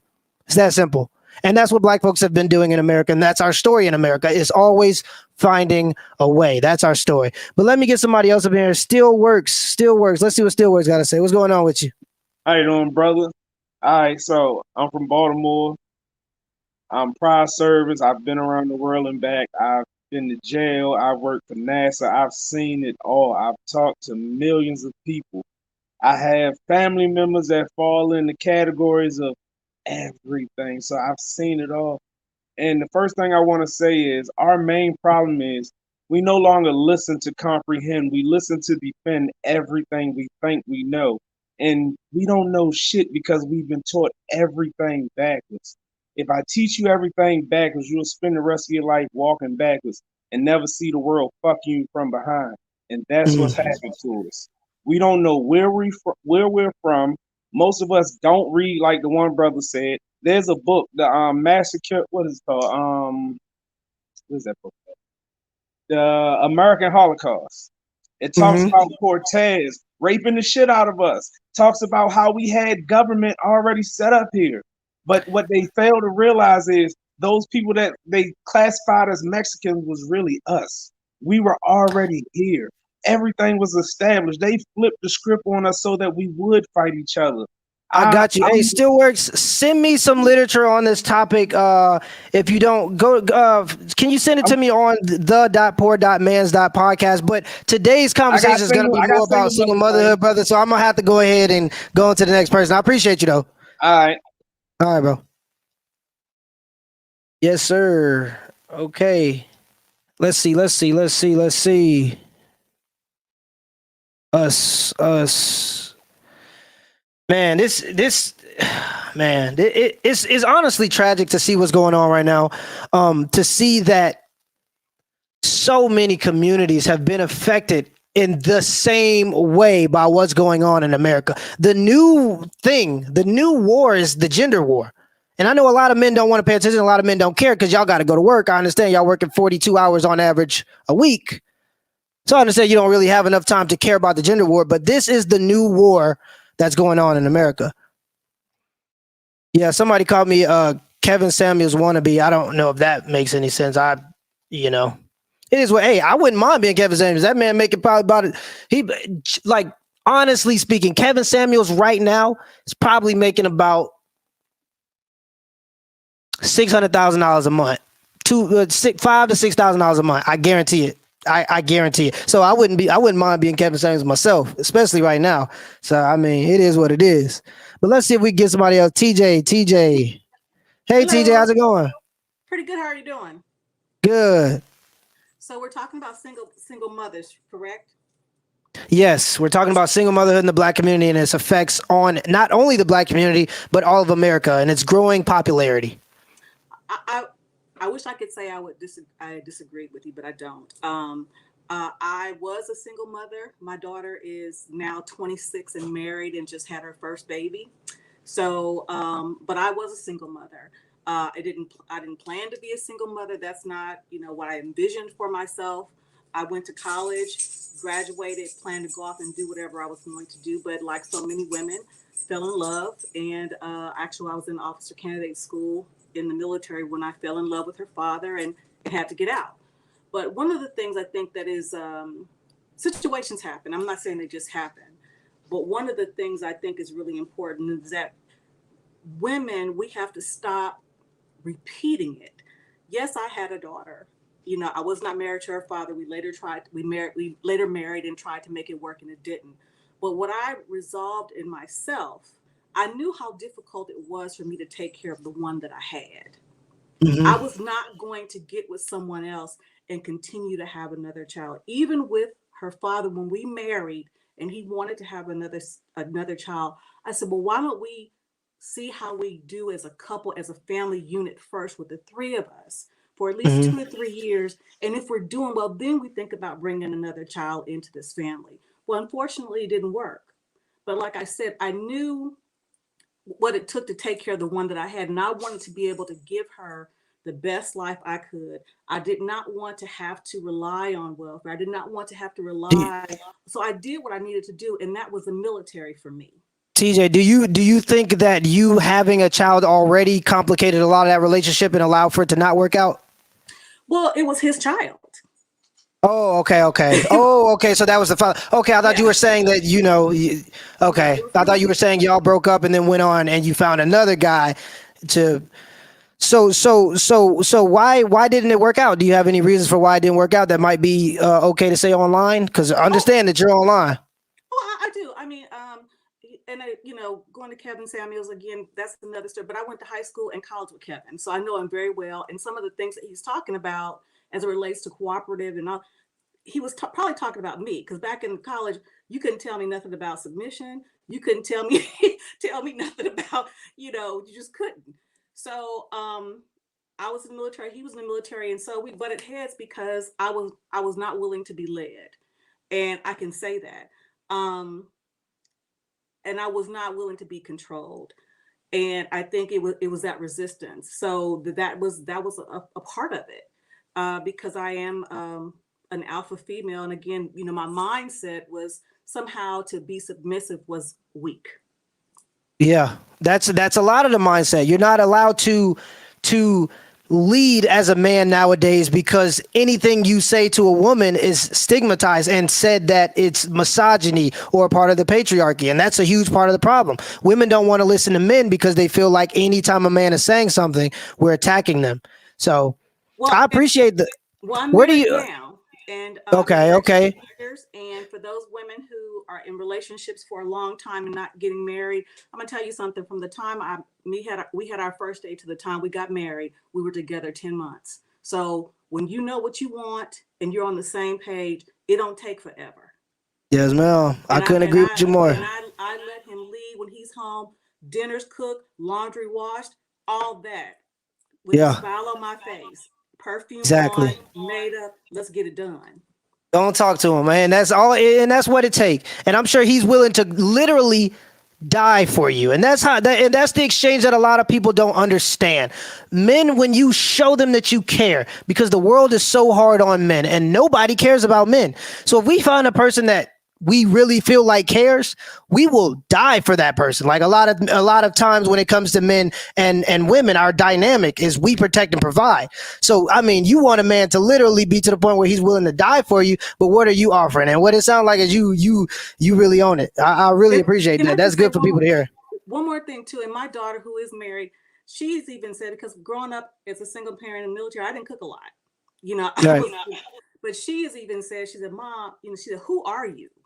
Because I'm always cooking. I'm always doing something. I'm always, because again, it is my absolute labor of love to do those things for my husband. And I've never been happier. TJ, I got a question for you. Do you think that it was the fault of the first man that it didn't work out, or was it your fault and you're unwilling to to participate in the marriage in terms of your duties? Do you believe it was his fault, or was it your fault? Because a lot of times in these situations, the women that take part of these situations will just blame the men and say that he wasn't masculine enough. He wasn't this or that allowed me to be feminine. Do you think he was what it took to make you feminine and you just chose not to be?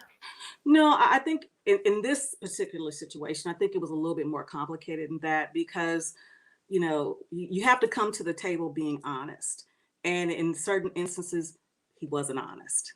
So when you start a relationship with a lie, it's only going to go downhill. So when you add that on top of the fact of my resistance to being led by someone I felt that I couldn't trust, it's going to make it that much worse.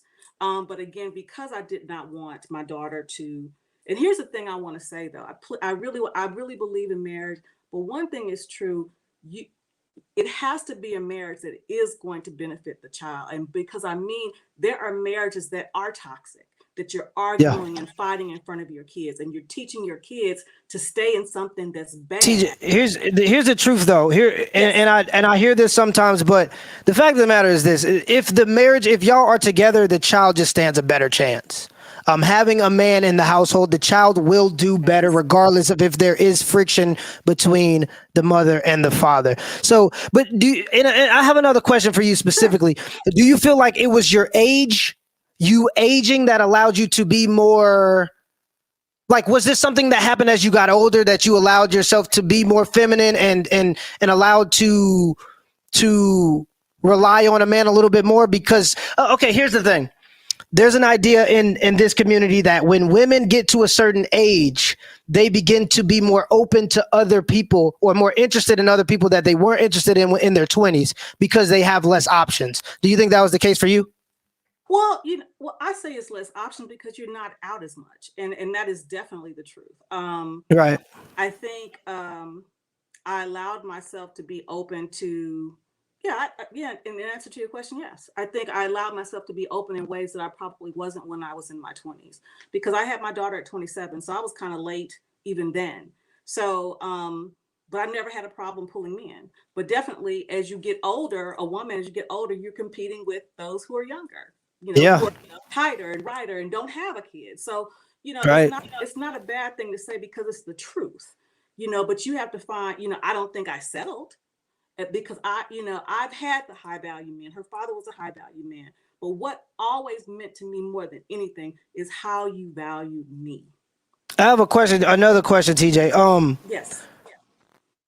Why did you, if you didn't believe him, if you felt like he was a liar, if you felt like your relationship was built on shaky ground, why did you carry a child for him? Oh, because, and that's another thing, I can be completely honest. You can justify anything to yourself if you try hard enough. Right. I believe, because I did love him and I did not want to have an abortion. I felt at that juncture that in as much as it was not planned, I felt, okay, I need to grow up. I laid down and got pregnant. I need to grow up and have this baby. And I can only speak for me, but in all actuality, my daughter was the best thing that ever happened to me because it forced me to grow up. Now, with that said, I was not going to continue to perpetuate that. And here's another thing. When people say, oh, I just got pregnant, I slipped up, got pregnant, that's a damn lie. Because here's the thing. Thank you. Go and talk to him. Go ahead and talk to him, TJ. I'm happy you said that. That's a damn lie. I can say this now because when I got pregnant with my daughter, that was 27 years ago. I was on the pill, half-ass taking my pill. That was 27 years ago. Okay?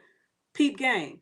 After I had her, if I didn't take shit else, I took my birth control pill every day and never got pregnant again. So it's amazing how that works. If you don't want to get pregnant, you won't.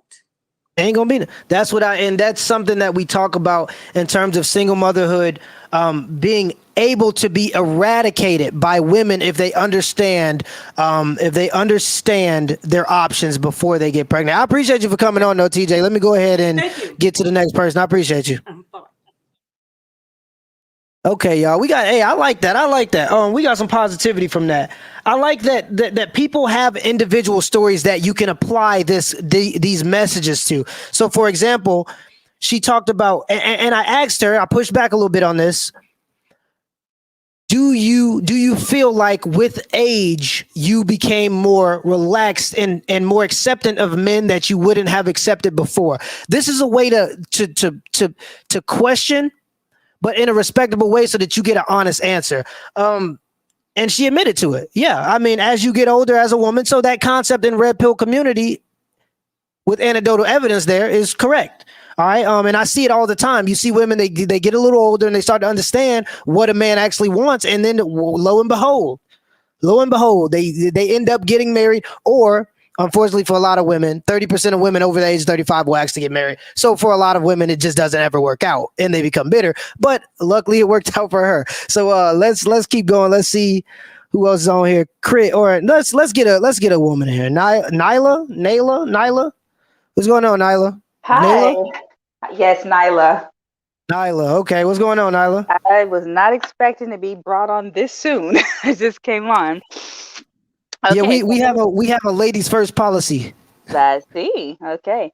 Well, I just came on, and so I just caught the very end of what that last lady said. And so what I'm going to say right now is probably not going to be received very well. But I'm just going to be very honest. I'm 43 years old, and I was raised with all women. And the career that I have, I deal with women for the last 17 years. I do mammograms. I deal with women all day. And so everything that that lady said sounded absolutely wonderful, right?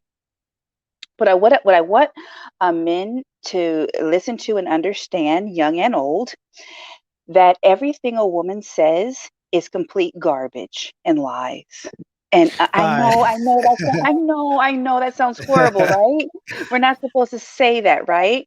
The part that I heard her say is that when her husband comes home, she has the meals cooked, she has this done and that done, and everything's perfect. And that sounds awesome. And hopefully she does do that.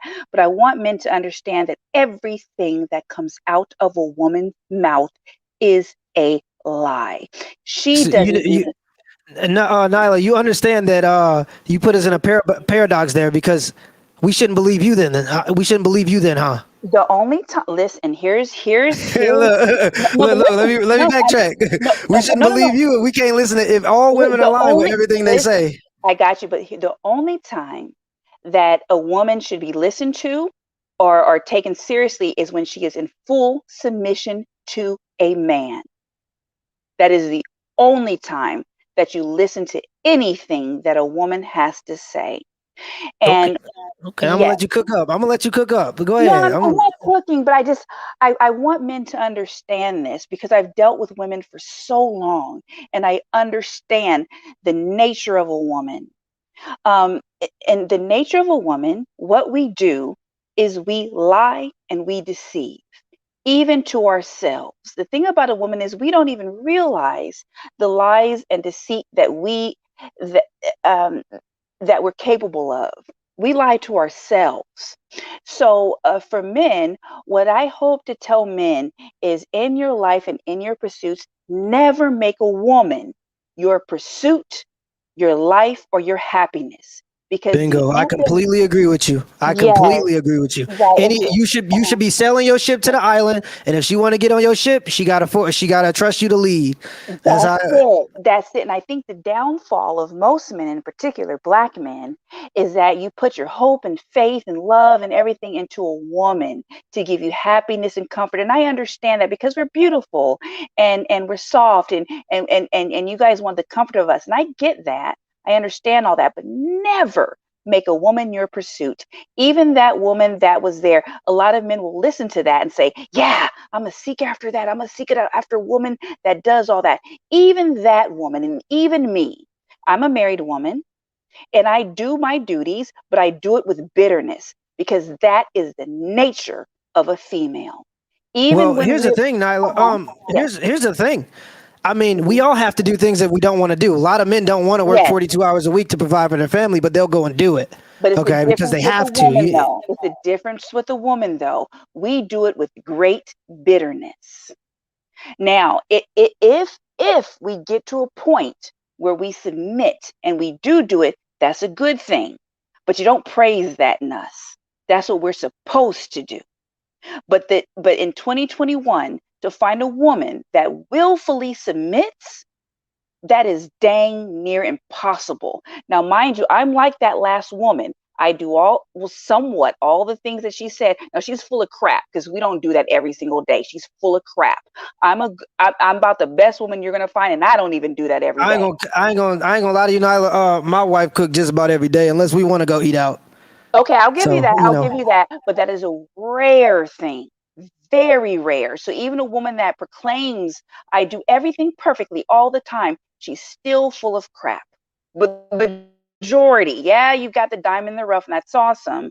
But over a lifetime, very rare. And so if you do find one that does do that some of the time, I think that's a great thing. That's awesome. But at the end of the day, even your own wife, you still have to understand the true nature of a woman. Our Yeah, nature see, is to lie and I'm not deceive. I'm not opposed to people doing things while bitter as long as you do it. Okay. Exactly. And A lot of that's what things I'm that saying. a Yes, lot of things I that a agree lot with of that. people have to do. Majority of life is doing things you don't want to have to do to get to where you got to Absolutely. get. So, I I agree mean, with that. But see what a woman regardless will of if do. she's Here's bitter the or thing. he's bitter, Here's the difference. Here's the difference between a man and a woman. You guys will do things like you'll go to your job every day, 10 hours a day, and you'll do it out of bitterness, and you'll admit, hey, I'm bitter. But what a woman will do is what that last woman did. Oh, I do it every day, and I do it perfectly, and and we'll lie because that's what we do. We won't admit. I admit sometimes I do my duties out of strict bitterness. And I'm a good woman. So you can imagine what a foul woman is like. And so that's what I'm saying. And I don't want to say your wife, yes, your wife is perfect. I got that. But what I'm saying is a typical woman, we will do the things out of bitterness, but won't admit it. We don't have it in us. and Yes. you know what's interesting about this is I actually tell men a little bit about this. I don't say that you do it all out of bitterness, but I say that women vast majority demonstrate aggressive behavior through manipulation, and a lot of men, and because when men are demonstrate aggression is through physical violence, and this is just generally speaking. So obviously women can commit physical violence and men can manipulate, but generally speaking, men demonstrate aggression through physical violence and women demonstrate aggression through manipulation. And I couldn't agree with you more in terms of the manipulation, but I didn't know it was as bad as you saying. No, it's really bad. And so that's the unfortunate thing because that's why I said when I came in, I'm a woman. I've been a woman for 43 years. I grew up with all women. My job, I deal with nothing but women. So I know the ins and out of a woman. And even though I say this as a woman, y'all still don't believe me. Y'all still don't believe me when I say the evilness of a woman. Y'all, I know it can't be. It can't be. There's so many. No. Oh, Even the you sweetest talking, you woman preaching in to the the choir right world. now. We Yes. as red pill people, a lot of people are in. A lot of people in here, we understand just how bad it can get. I did a video maybe a couple weeks ago of a woman that lied and said that the father did the R word to the three children three of his children. These were three of his children, and she told, because they separated, she told the three girls that happened when they were younger, and so they grew up for 25 years resenting their own father because of manipulation. And that's what I try to explain to people, to men.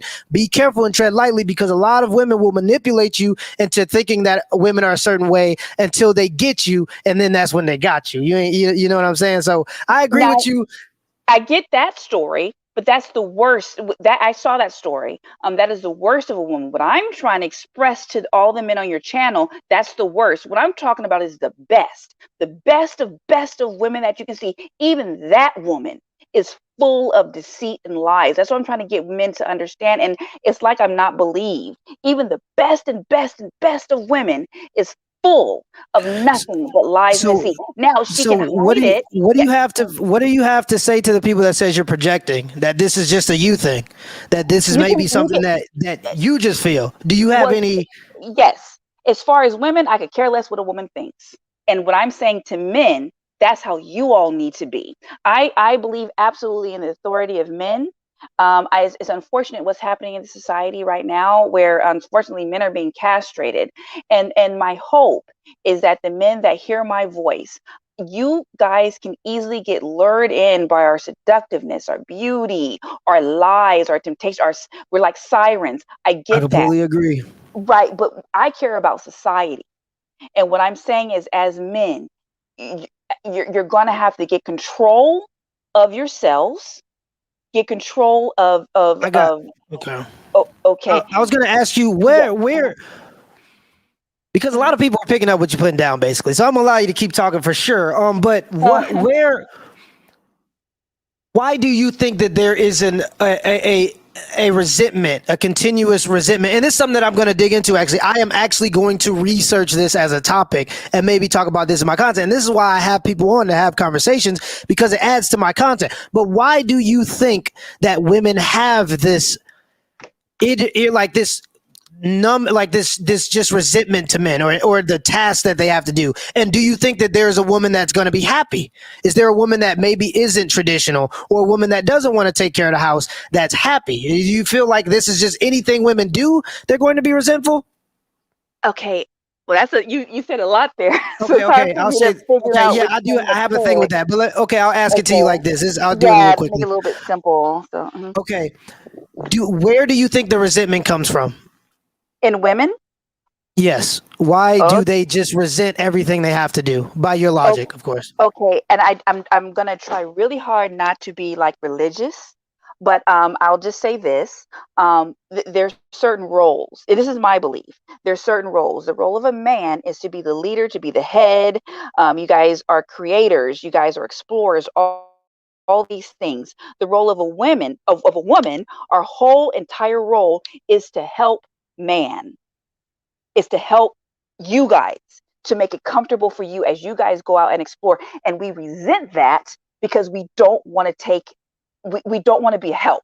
We want to be in front. We want to be, you know what I mean, the main thing. We don't like that role of being just a help to you guys. We don't like that. We accepted that for centuries. But in this modern day and age, all of a sudden that's not good enough. I can do everything a man can do. No, we cannot. And so we resent it. And we want to be the head. We want to be the leader. We want to, you know what I mean, control all these different things. No, that is the position of a man. And we don't like it. And so we challenge Okay. it. So it's just a competition amongst men and women in a woman's eyes. They see it as Exactly. you get to do things, so why can't I? And you believe that this is all women and all women resent men.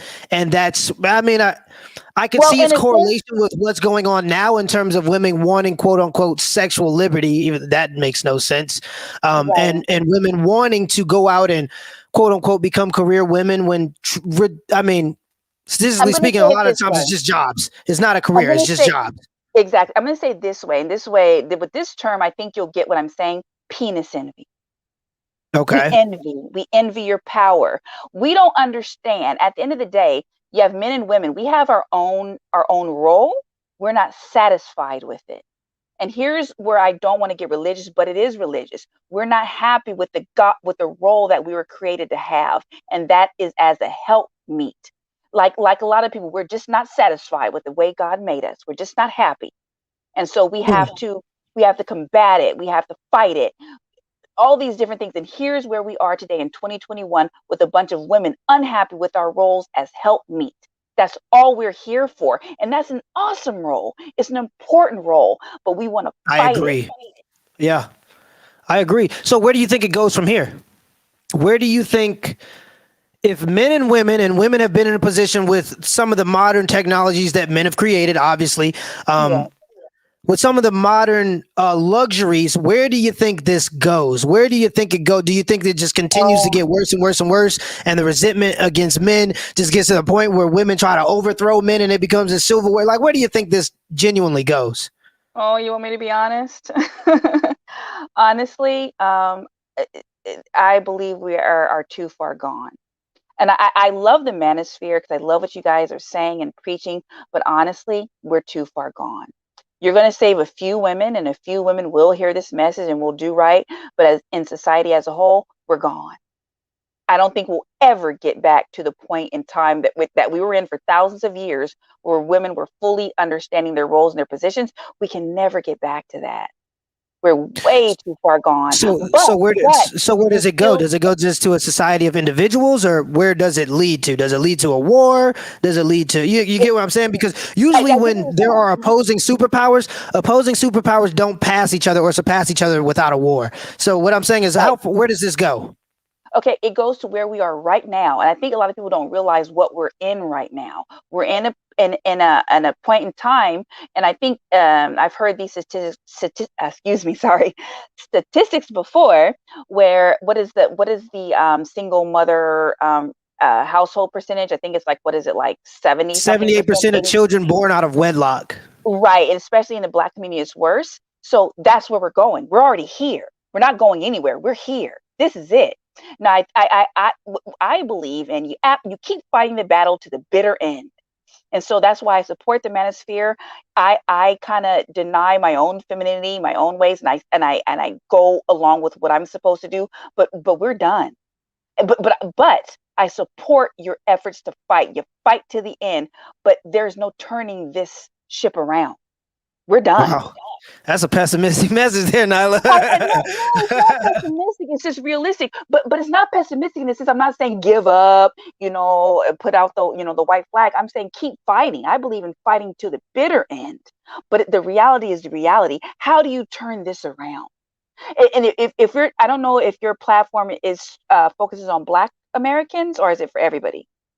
Well, I think you turn it. The Well, only way I asking a could see it question. really turning around is if you educate people on how they can personally benefit from unionships. In terms of just money, finances, the quality of life that you may go on to live, and the quality of life your children may go on to live. I think that we have to stop marriages just being built on love, because love is an emotion that's slippery.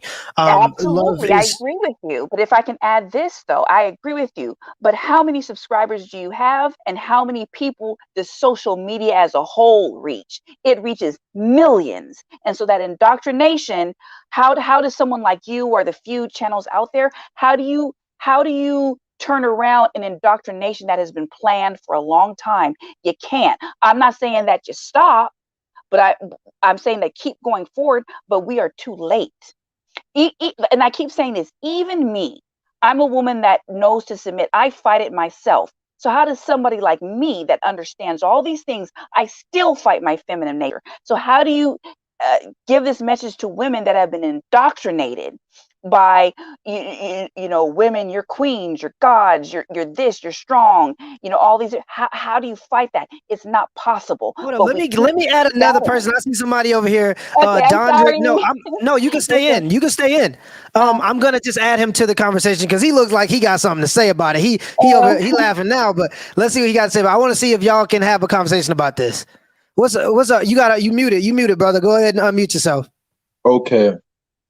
So you were shaking your head about this. Do you not believe what she's saying, or what's going on? I believe it. Because I'm gonna tell you this one, right? I have had a woman that I was with that completely changed my life. I'm talking about beautiful, inspirational.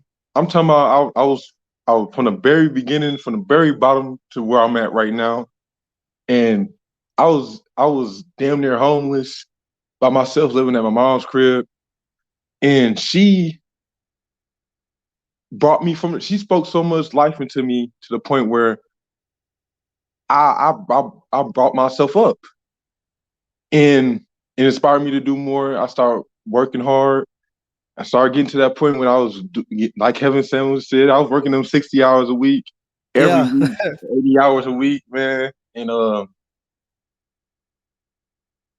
it got to the point where it was miscommunications, and she felt some type of way about it, and it just cut it off completely. She feels some type of way, and she didn't cut me off, but she wanted to keep me as I was her friend, right? Mm.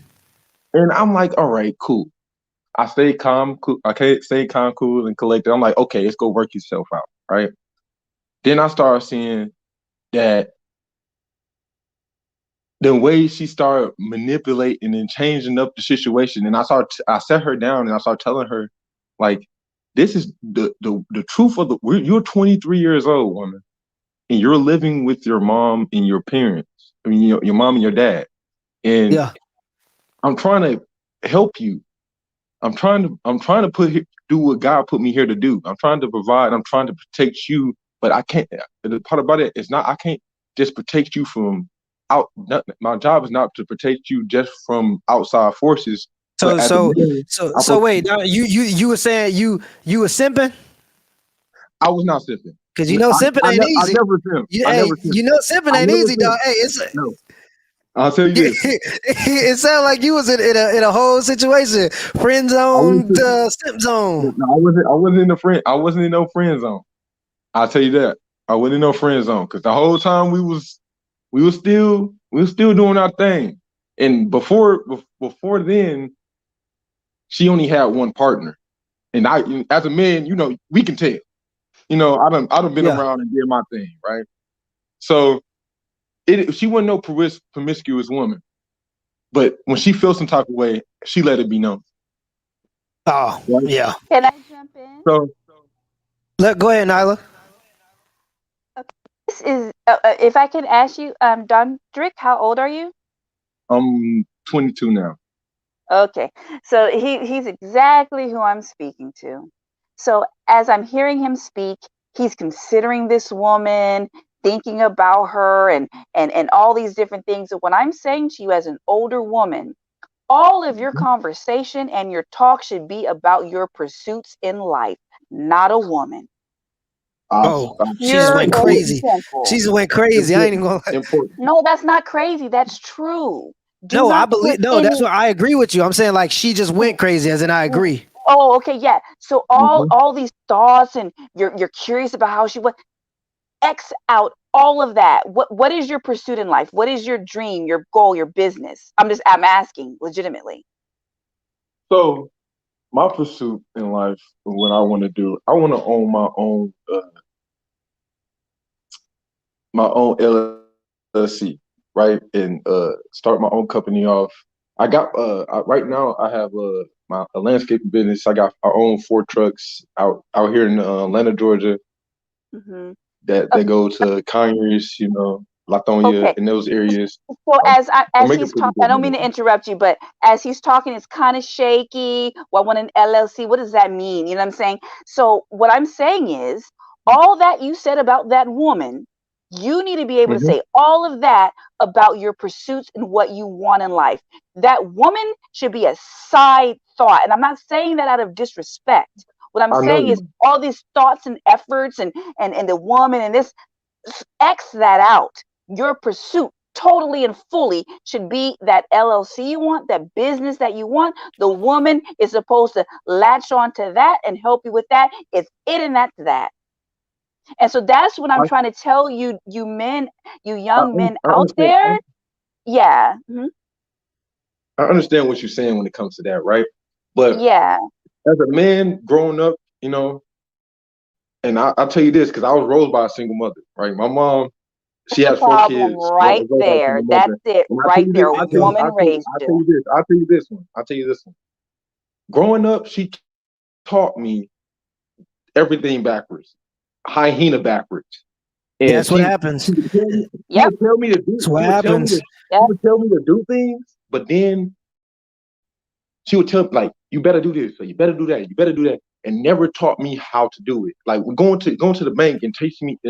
I had to learn everything on my own, but I already had the mindset to do it though. I always had Can I make a the suggestion? mindset of I was like science. Everything had to be proven to me. If it wasn't proof behind what you're saying, I didn't believe it, and that's why I didn't believe a lot of things my Can I mom jump told in me. and make a suggestion for you? Huh? Can I jump in and make a suggestion for you? Yes. Go. No disrespect to your mother, and God bless her heart for raising you. But everything that woman taught you, you ball that up and you throw it in the garbage. I've been did that at the Okay. age. I did that at the All age right. of 13. Okay.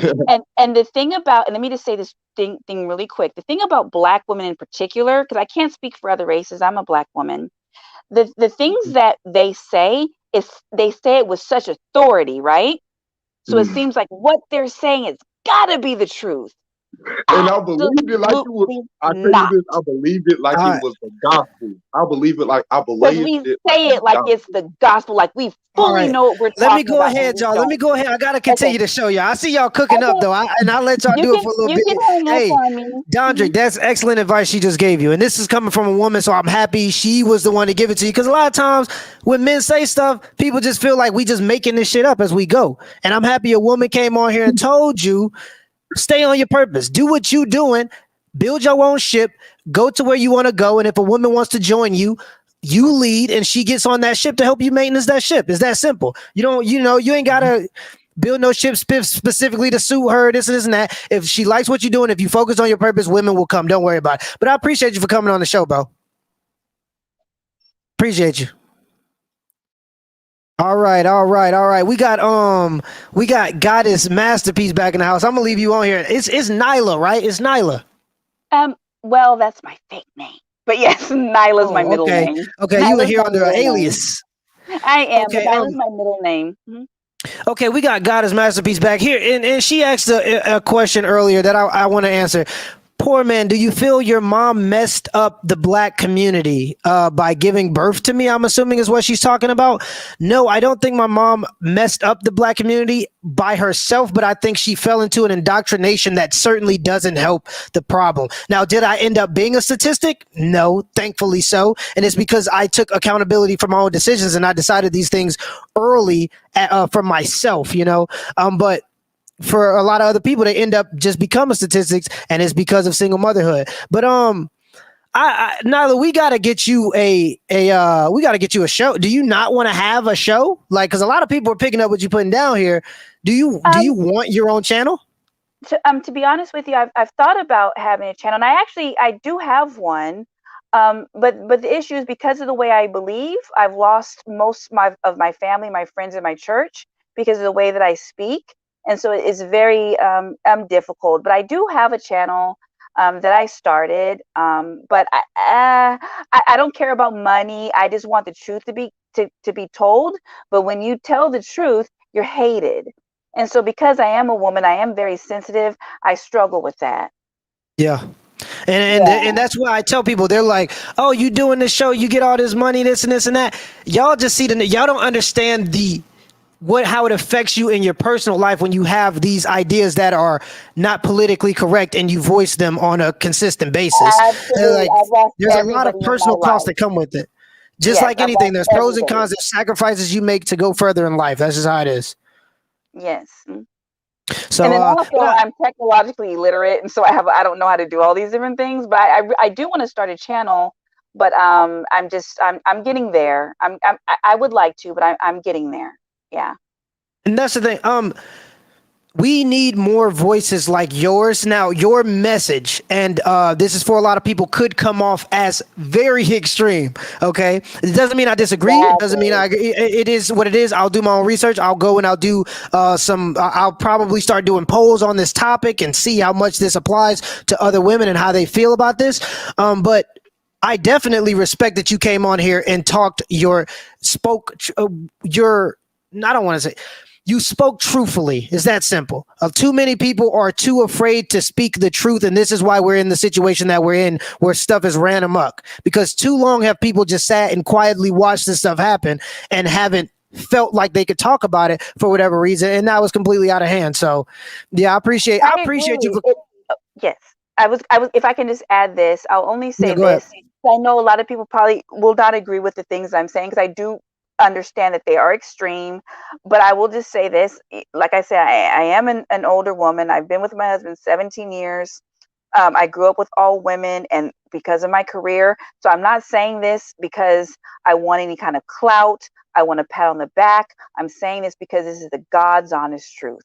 And I say the things I say because I truly have a love for the Black community, and I want us to do better.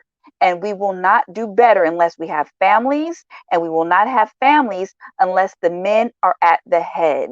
And so I understand the things I'm saying are very hurtful, but we've been under tremendous indoctrination, and you have to be kind of shocked to get out of that indoctrination.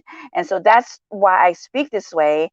And I just thank you for this opportunity to even speak. Yes, I really appreciate you. If you do start a channel, you can email me or message me on Instagram at The.Poor.Mans.Podcast. I will help you get stuff set up. I will help you get in and network with other creators, because we need more women like you that are willing to talk about these truths, because like someone said here, the truth hurts, but it is necessary for growth. It's that simple. Well, I appreciate you for coming on, Nyla. Okay, I do have a channel. It's Red Fem Diaries. There's only like one video on there, but it's a very good video, Red Fem Diaries, and I kind of break a lot of this stuff down. So thank you. That's it. Okay, I'll be giving you some promotion. I'll probably clip this segment and put it as its own video, give you the promotion on your own channel, tag you in it, and this and this and that. I appreciate you for coming on, Nyla. Awesome. Thank you. All right. Bye-bye. You can't even answer the question. Isn't Here, your mother a look, single God. mother? Here's the thing, dog. Or wait, hold on, hold on, hold on, hold on, hold on. Isn't your mother a single mother? No, she's not a single mother. Okay, so why would you exit me out if I'm asking you a question? Why are you interrogating me on my own show? Because if you're putting a message out there, then you need to justify your message. Are your kids raised by a single mother? Again, I asked you the question because you took my content, right? And you said you could do it. So I reached out to you civilly and I said, can I join your show? Because you're talking about me and your subscribers are talking about me. These are Black men. My channel is dedicated to uplifting Black people. I don't tear Black men down, but you men like to tear Black women down when you came from a single parent home. That's the part I'm trying to make you understand. You could talk all these valid points all you want, but a lot of us are fucked up. A lot of us came from these generational curses. So who are you to say what's right and wrong? And this is what I'm talking about, people. She is a person of the one of the videos. Look at the behavior. I mean, what are we doing here? We can't even have a civil conversation. But I did a video. I reacted to a video, which, if anybody knows anything about YouTube, is called fair use. Anytime you're doing a reactionary video, it's completely legal under all of the, under YouTube is completely legal. So she's just kind of saying that, I don't know. But this is the behavior that makes it so that we can't even have conversations. Like, what are we doing right now? She's asking me if my mother's a single mother. No, she isn't a single mother. I just answered the question. What more do you want? All right, you're yelling at me on my own show. Where's the mutual respect? I come on, I let you talk. Respectfully, and I'll let her keep going. Let's let her keep going for a little bit. I'll let you come back, but I can't do it if you doing all that.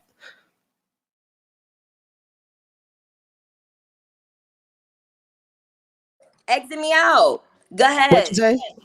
No, I want me out because that makes you feel powerful. You can't even justify what you're saying. What do you want me to justify? Let me ask you this. What was the point of you taking my content? What was the point of it? To ridicule me? I actually don't even remember the video that I did on you specifically. What did I say in that video? 3 days ago. Yeah, I make a video every single day and I do live streams. I don't care about you. You had to go 2 years back into my history to get that video. What made you do it? Somebody gave you that tip? You think that I went onto your videos and scrolled backwards? You don't think that that's something? 2 years ago was that Ma'am, video. this isn't Facebook. This isn't Facebook. Goddess, this is not Facebook. Videos are recommended to you. You can't even answer me. Where did you get the video from? It was recommended to me. I just answered you. You gotta wait. You're trolling.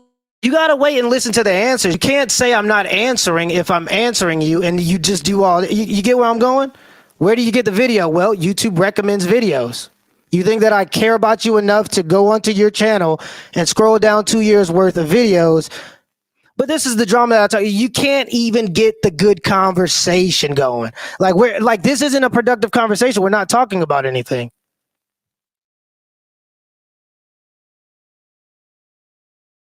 You're okay, weak. So what is your weak? You're weak. What's your point here?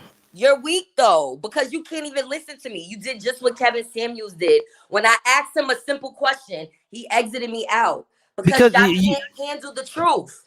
Goddess, look at how I'm looking and look at how you looking. I don't care. You stole my content. I stole your content under fair use. Under fair use. It's not fair use. How is it fair use? I didn't copyright strike you yet because I wanted to come on the channel first. I've had people try it and they failed every time. But I'll go ahead and do it. You go waste your time. I didn't try it. You don't know who I am. I have a channel too.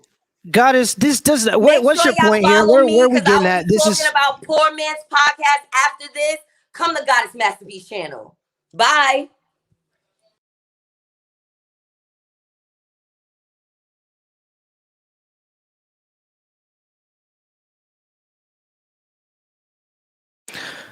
This is the stuff I talk about, people. I mean, where do you go from here?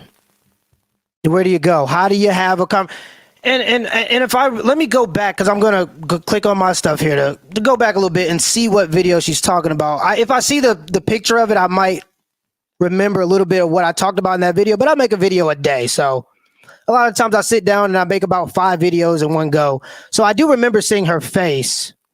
Oh, she's the woman that said, I am the table and a man has to set it.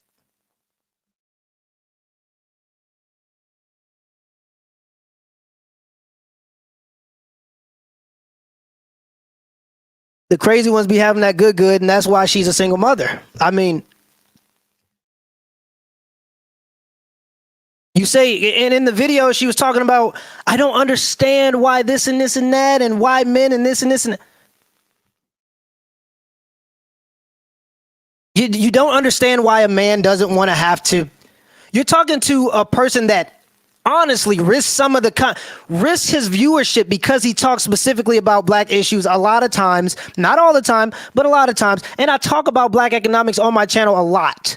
Okay. And in the video that I did of her, I talked about black economics, but I guess that's you being against black people because you don't want women to have children out of wedlock in our community. And you say it's destructive to the community. And then you ask, why hasn't he married me yet? I mean, that's probably why I'll end the show. I'm in 2 hours and 15 minutes, y'all. I ain't gonna lie to you. That's a long time. But I mean, you see what we're working with, though. You see and she didn't see anything wrong with it. She didn't see anything wrong with her coming on my show, interrogating me about fair use. Okay, I know very well I wouldn't risk my channel if I didn't know that it was fair use. You think I'm going to risk my platform to do a video on you because I care about you specifically that much? But that's what we're dealing with. We're dealing with people that can't have conversations, and I wouldn't put up with that either. And you go, how are there so many single mothers? Why are men walking away from relationships? I be trying to tell people all the time. Most men don't abandon their children. They abandon the woman that is with their children. Unfortunately, they didn't think enough. They didn't keep it in their pants enough. So now they got her pregnant, and now you got to deal with it for the rest of your life. It's a commitment, and this is why I tell dudes, really be careful about who you getting pregnant. Be careful where you put your penis, because it could end up with something like that. And now you're in a situation where you got to argue and fight all day and you can't even have conversations.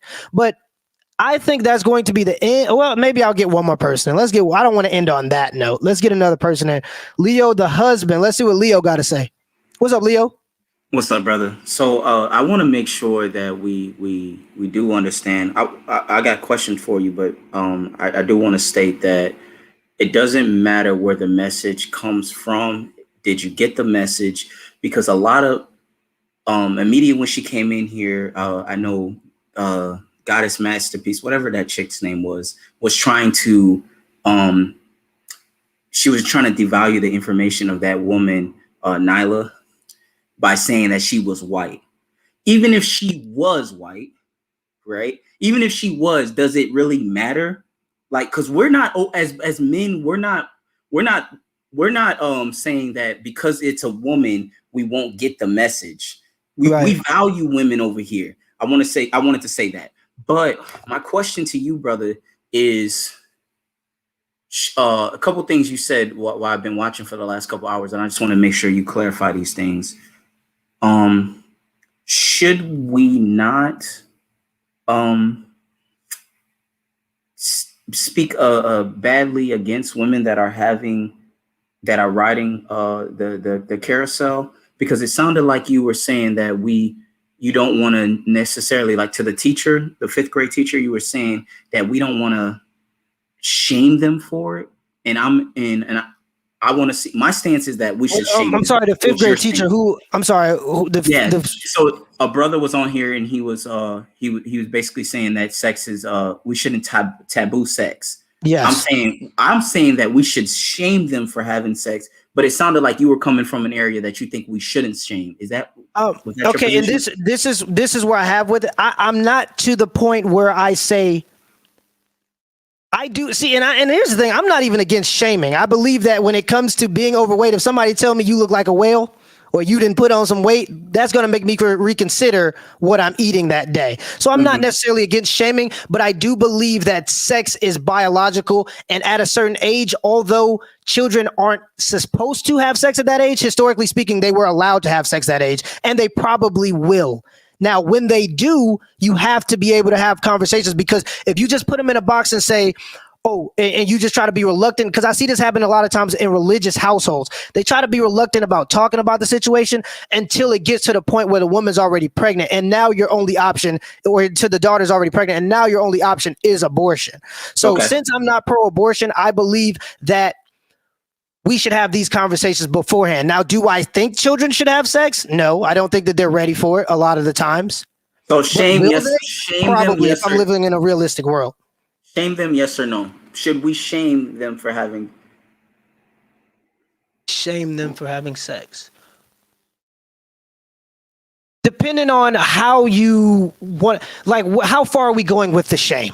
You know what I'm saying? Like, okay, because so I feel like if I sit my daughter down and I tell her that I'm very disappointed in her behavior, and, you know, I express to her the importance of what she's doing, she'll understand it in a different light. Now, she will get it through shaming too, but she's going to be more reluctant to share that information with me in the future. You get where I'm going? So, like, it has to be some kind of balance to the shame. You know, you get what I'm saying? Like, how do you feel like it should be going? They should go about that, or we should go about that. Yeah. So I think the moment men grab their nuts and they say that, listen, this is it, we're not accepting women that are out there sexually liberated. We will no longer accept women that talk publicly about sex. Is where what I found is women, they will get on that ship, but men have to step up. And I have to ask you this question: you're gonna leave this up for YouTube? Yeah. I mean, I don't I don't take any of my stuff down. I don't delete comments. I don't do none of that. I'm going to do my very best, because I work like you do. So I get to get the opportunity to work in the field of numbers and be able to do this as well. So I'm going to send as many people to this specific. You outdid yourself with this one, brother. You outdid yourself with this one. I wanted to make sure that your stance, that you stand strong on something, because I think when you make videos like does body count matter, you're with me with you're saying that you're gonna shame, because you as a man, you know that we're looking at women and we're evaluating it. Is this the type of woman we would bring home to mom? Right. You know what I mean? So we know what it is, but I want to make sure that we're very as they say to Kevin, harsh. They say, "Oh, you're so harsh." I want to be harsh with y'all, because y'all not getting the impact that y'all made on our community. Leo, the only difference is this. See, I get you when you're talking about casual conversations with women. Mm-hmm. Yeah, I mean, am I gonna go, oh, you had sex with 7 people? Say all kinds of slurs. No, because I don't care that much, me personally, about that specific woman. Now, when we talk about the context of my daughter, I care and I have an invested interest in the outcome. So with that being said, I don't want her to be able to hide certain information from me, because I won't be able to do anything about something I don't know about. But if we have that conversation beforehand, I'm able to do something about that, and possibly even prevent her from having sex in the first place if she has that attachment to me. But here's the thing: when a father's around, that problem is less likely to happen if there's a father in the household in general. So if there's a father around, typically speaking, you're less likely to have sex before the age. This is another statistic about men in the household. The daughters and sons are less likely to have sex before the age of 18 if they have a man in the household. So I agree with you. But when it comes to just women in the streets and what women are doing, I avoid these women, because I understand that the more partners you have, the less likely your marriage is to last. I understand facts like that. I understand that promiscuous women tend to be promiscuous in relationships and have a higher chance of cheating on you when you're in a relationship. So yeah, I promote to avoid these women, but do I care if you go and do that as an individual? No, you put yourself, I'm about all liberty. You can go do what you want. Just be willing to put up with the consequences for what you do, and don't blame the masses or society on the outcome that you built for yourself. You get what I'm saying? Yes, so sir. Like, while I am hard on them, I'm more hard. I try to be more, do what you want to do, but this will happen, and this will happen, and this will happen, and then don't complain, because we already told you that it would happen. So that's kind of where I stand on it. But how do you feel when it comes to being, if you were in a public place? Okay, I'll ask it like this, because I have a thing with going off on rant. If you're in a public place and you're just having drinks with a girl, and she tells you that she's had 25 bodies before y'all met, how do you respond to that situation? Do you shame her, or do you feel like it's better to just go, nah, I'm not dealing with it? Because I feel like shaming it puts too much. It's too much energy. If I just go, nah, I ain't dealing with it, I continue with my life, and she does whatever she does. So because as a man, I do feel that I have a responsibility to God and my purpose, and then my woman. This particular woman needs to hear from a man, her leader. I'm a woman's leader, so I'm going to do. Since I've invested time to get out, to waste my gas to go out there, I'm going to tell this woman that the way she is carrying herself, and that OnlyFans, or in those that 25 bodies that she got attached to her, it's not going to do her any good in the field of dating. Rather, if she becomes belligerent, argumentative, and stuff like that, I will gladly leave. But if she wants to hear more, because a lot of women haven't heard this information. Right. And so I would like to just educate. Now, she probably won't be suitable for me. She won't be suitable for me and what I got going on, because men that actually are driven, we want a particular type of women that actually save themselves, their purity, their femininity, their fitness, that tend to their men with that bitterness. But like the brother said, we don't give a damn as long as you do it. You can. Yeah, because I mean, a lot of people do stuff while they bitter. You don't want to wake up every day for work. I mean, but you gotta eat, right? So you might be bitter about it, but you're gonna be there.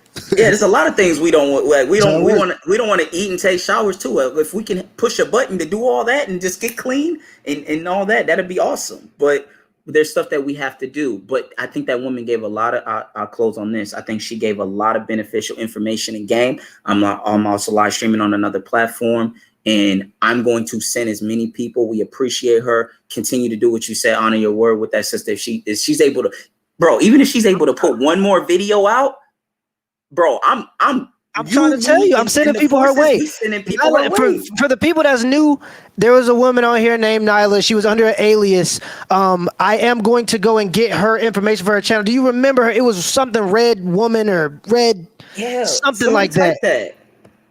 And somebody, we gotta get this woman a channel, because this is what it needs. Can you put it in the description when you get it?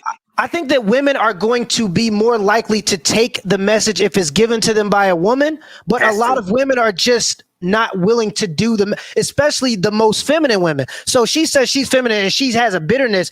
And generally speaking, feminine women, because they're agreeable, they avoid conflict with friends. So when a friend does something that's absolutely ridiculous, they come back to their man and they talk about it, be like, oh, that shit was crazy. But they not going to tell their friend that while they there.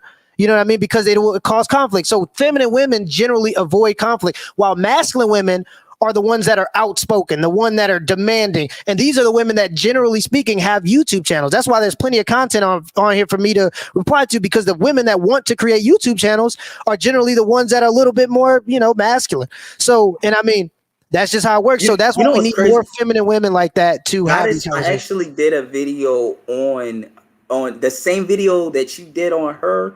I went on my stream because on the platform I'm using, I don't have to worry about copyright. So I actually used her as an example.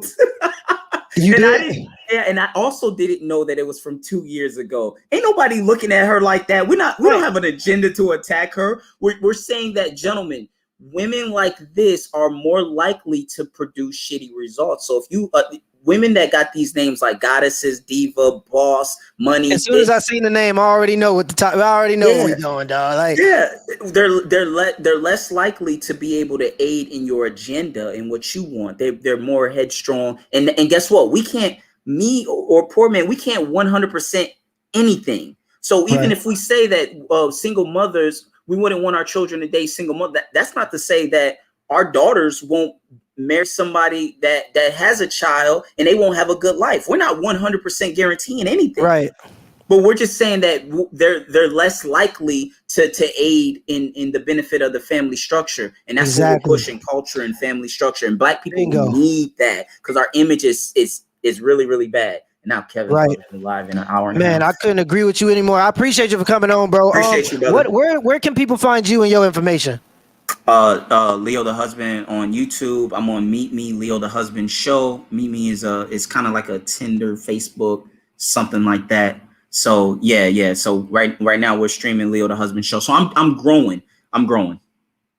I just Okay, all started. right, bro. I really appreciate you, man. really want people to reach out to you, man. I appreciate you for coming on the Yep, show. I'll be in here every day, and every video that you have, I'm in there liking, I'm in there commenting. So HBO special, dog. I appreciate you, man. Hey, it's free. All right. But all right, y'all, man. I couldn't end on Masterpiece. My brother had to come in here and shed some light on the situation. He had to go and tell folks. And this is what I'm saying. Sure, if you're a single mother, your child is 2 times more likely, if you have a son, to go to prison for a violent crime. Yes, okay. That doesn't mean it's going to happen every time. It isn't 100%.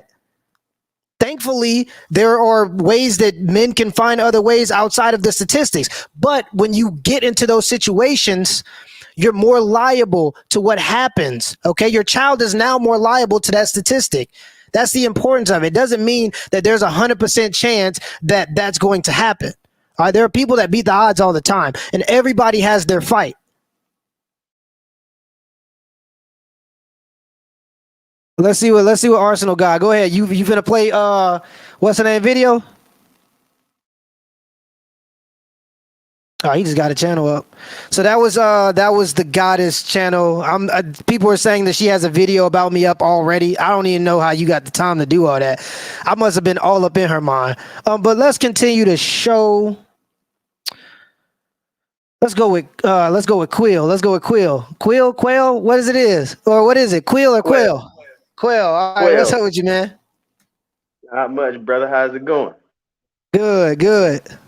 You got you disagree with me on something, or what's going on? Oh no, man. I was just checking in with you, man. Just letting you know. I appreciate your content and just everything that you're doing and the growth that you're having, man, and everything that's going on right now. Because right now, as men, we need to step up and stand together. Yeah. And do better as men, because it's not on the women, it's on us, because if we do better, then everyone else can do better. Well, see, I agree with you to an extent. I say statistics like this all the time. 57% of black men are in the middle class now, but where are our women? 80% obesity rate, 78% out of wedlock rate. So, while the men have been doing better, I do agree that more men need to go back and try to help. But a lot of the times, like what's going on right now is the women not trying to listen to us. We got whole community. Like, we can say this is what we want out of a woman, and there's a debate or a conversation. You get what I'm saying? Like, I wonder what it is about women that makes it seem like they can't listen. We have channels where we tell women en masse exactly what we want, like word for word. But for some reason, a lot of women ain't listening. It is what it is, though. I do agree with you, though, that regardless of what women are doing, men have to continue to be great and continue to build civilizations, continue to go to the moon. All right, we got to continue to keep doing what's gotten us here, regardless of if women are going to be with us or not. We would love to have women with us, because most men I know love women. I mean, I love women. Right. So I would love to have women with us, but if women don't want to follow suit and... Go ahead, Quill. We have to hold ourselves to a higher standard. I guess what I'm saying is that, if we look at the decisions that we make and look at the consequences behind what comes behind them, you get what I'm saying? Because I guess my whole point is that as men, we got to realize that we got to be forward thinkers. So we got to think about how things are going to affect us. Because most time women aren't going to think about it in that way. We have to be those thinkers to make sure that we're procreating with the right women, that we're making the right decisions. And that's going to be there, but we have to do better as a whole, and then all those other things will come. So what do you think what do you think a man has to do to get a woman to listen?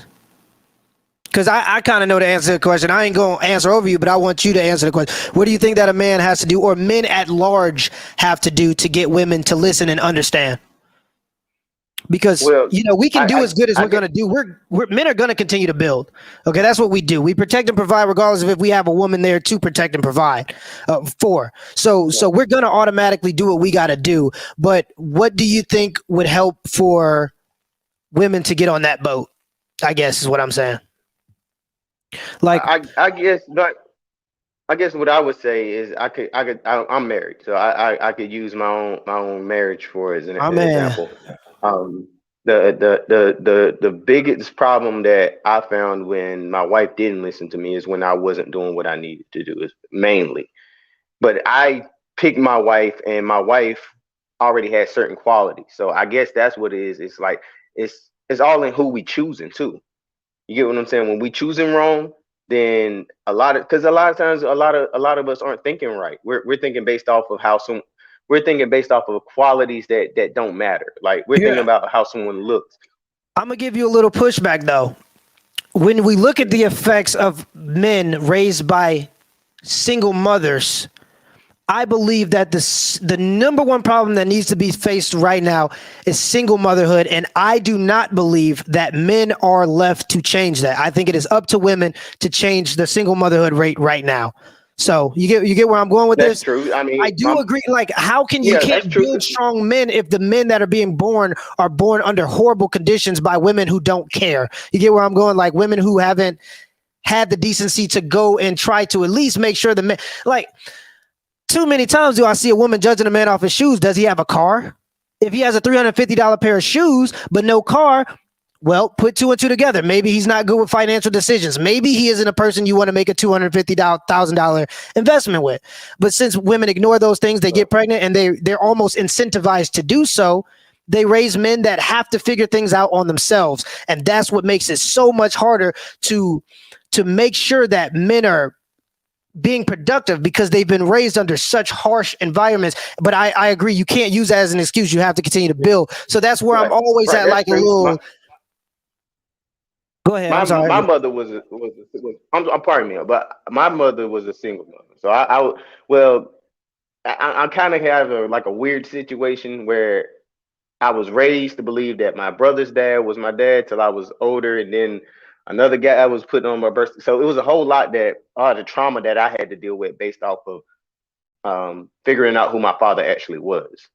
So I can understand it from that point because it caused a lot of damage and a lot of trauma in my life, and I tried to cover it up with different things. But when I actually got old enough to deal with those things, that's when the healing came. So me as a man, now that I'm old enough, I decided that I wasn't going to go through that same cycle, that I wasn't going to have kids before I was ready, that I wasn't going to bring them up in that type of Right. dysfunction.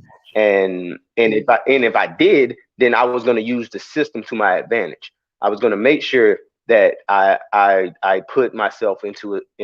I got a lawyer, and I fought tooth and nail to make sure I got what I needed, and so I could be there for my child. But I'm not going to. I make no excuse. Yes, I complete, and that's exactly. I really tip my hat to you. Salute to you for that. Let me go ahead and address this situation because you really are the solution to the problem. This is what we need: more people like you that are willing to do that. But somebody had to say this: not knowing your dad is trauma? ? Stop it. Okay, let me just read to them some of the statistics when it comes to boys or even women too, kids that are raised without both parents in the household, typically a single mother. So it's not that it's just trauma. Listen to these statistics. More than twice as likely to be convicted of a violent crime, approximately twice as likely to be expelled or suspended from school, a third more likely to drop out of high school, 6 times more likely to witness domestic violence. And obviously, when you witness domestic violence, the studies are in, when you witness domestic violence, you're more likely to commit domestic violence, and you're also more likely to get to become an alcoholic. And alcohol is a part of 50% of violent crimes. So 50% of violent crimes have alcohol involved. Twice as likely to commit suicide. And for young ladies, it means that you're 3 times more likely to get pregnant before the age of 18. So to sit and say, oh, you I get it. Okay. I don't want to build this platform for men to come on here and make excuses for being shitty people, because I had to deal with shit. You got to deal with shit, and we all find a way to get through the shit. Right. That's part of life. Life happens for all of us, and the trauma was in the lies that were told. So Right. me, and then I was confused because I didn't know what was going on. I'm a kid. I'm going off of what everybody's telling me, not knowing anything, and that's all I know as a child. I only could go off of what my mom tells me is the truth. because only she really knows. You know, my dad didn't even know. None of Right. the other guy didn't know. So, you know, that's where it comes down to. And the pushback I would have against anybody, we have to stop trying to have gotcha moments Right. and trying to attack one another. We have to find solutions and be realistic about things. We're not gonna agree. Just because I may not agree with you doesn't mean that I have to be your enemy. Doesn't Exactly. mean that I always have to come in. Man, and I'm gonna let you in on that, bro. Let me go into the next caller, but man, that was so beautifully said, and that's pretty much what my whole channel about. I appreciate that, man. Yes, sir. All right, brother. All right.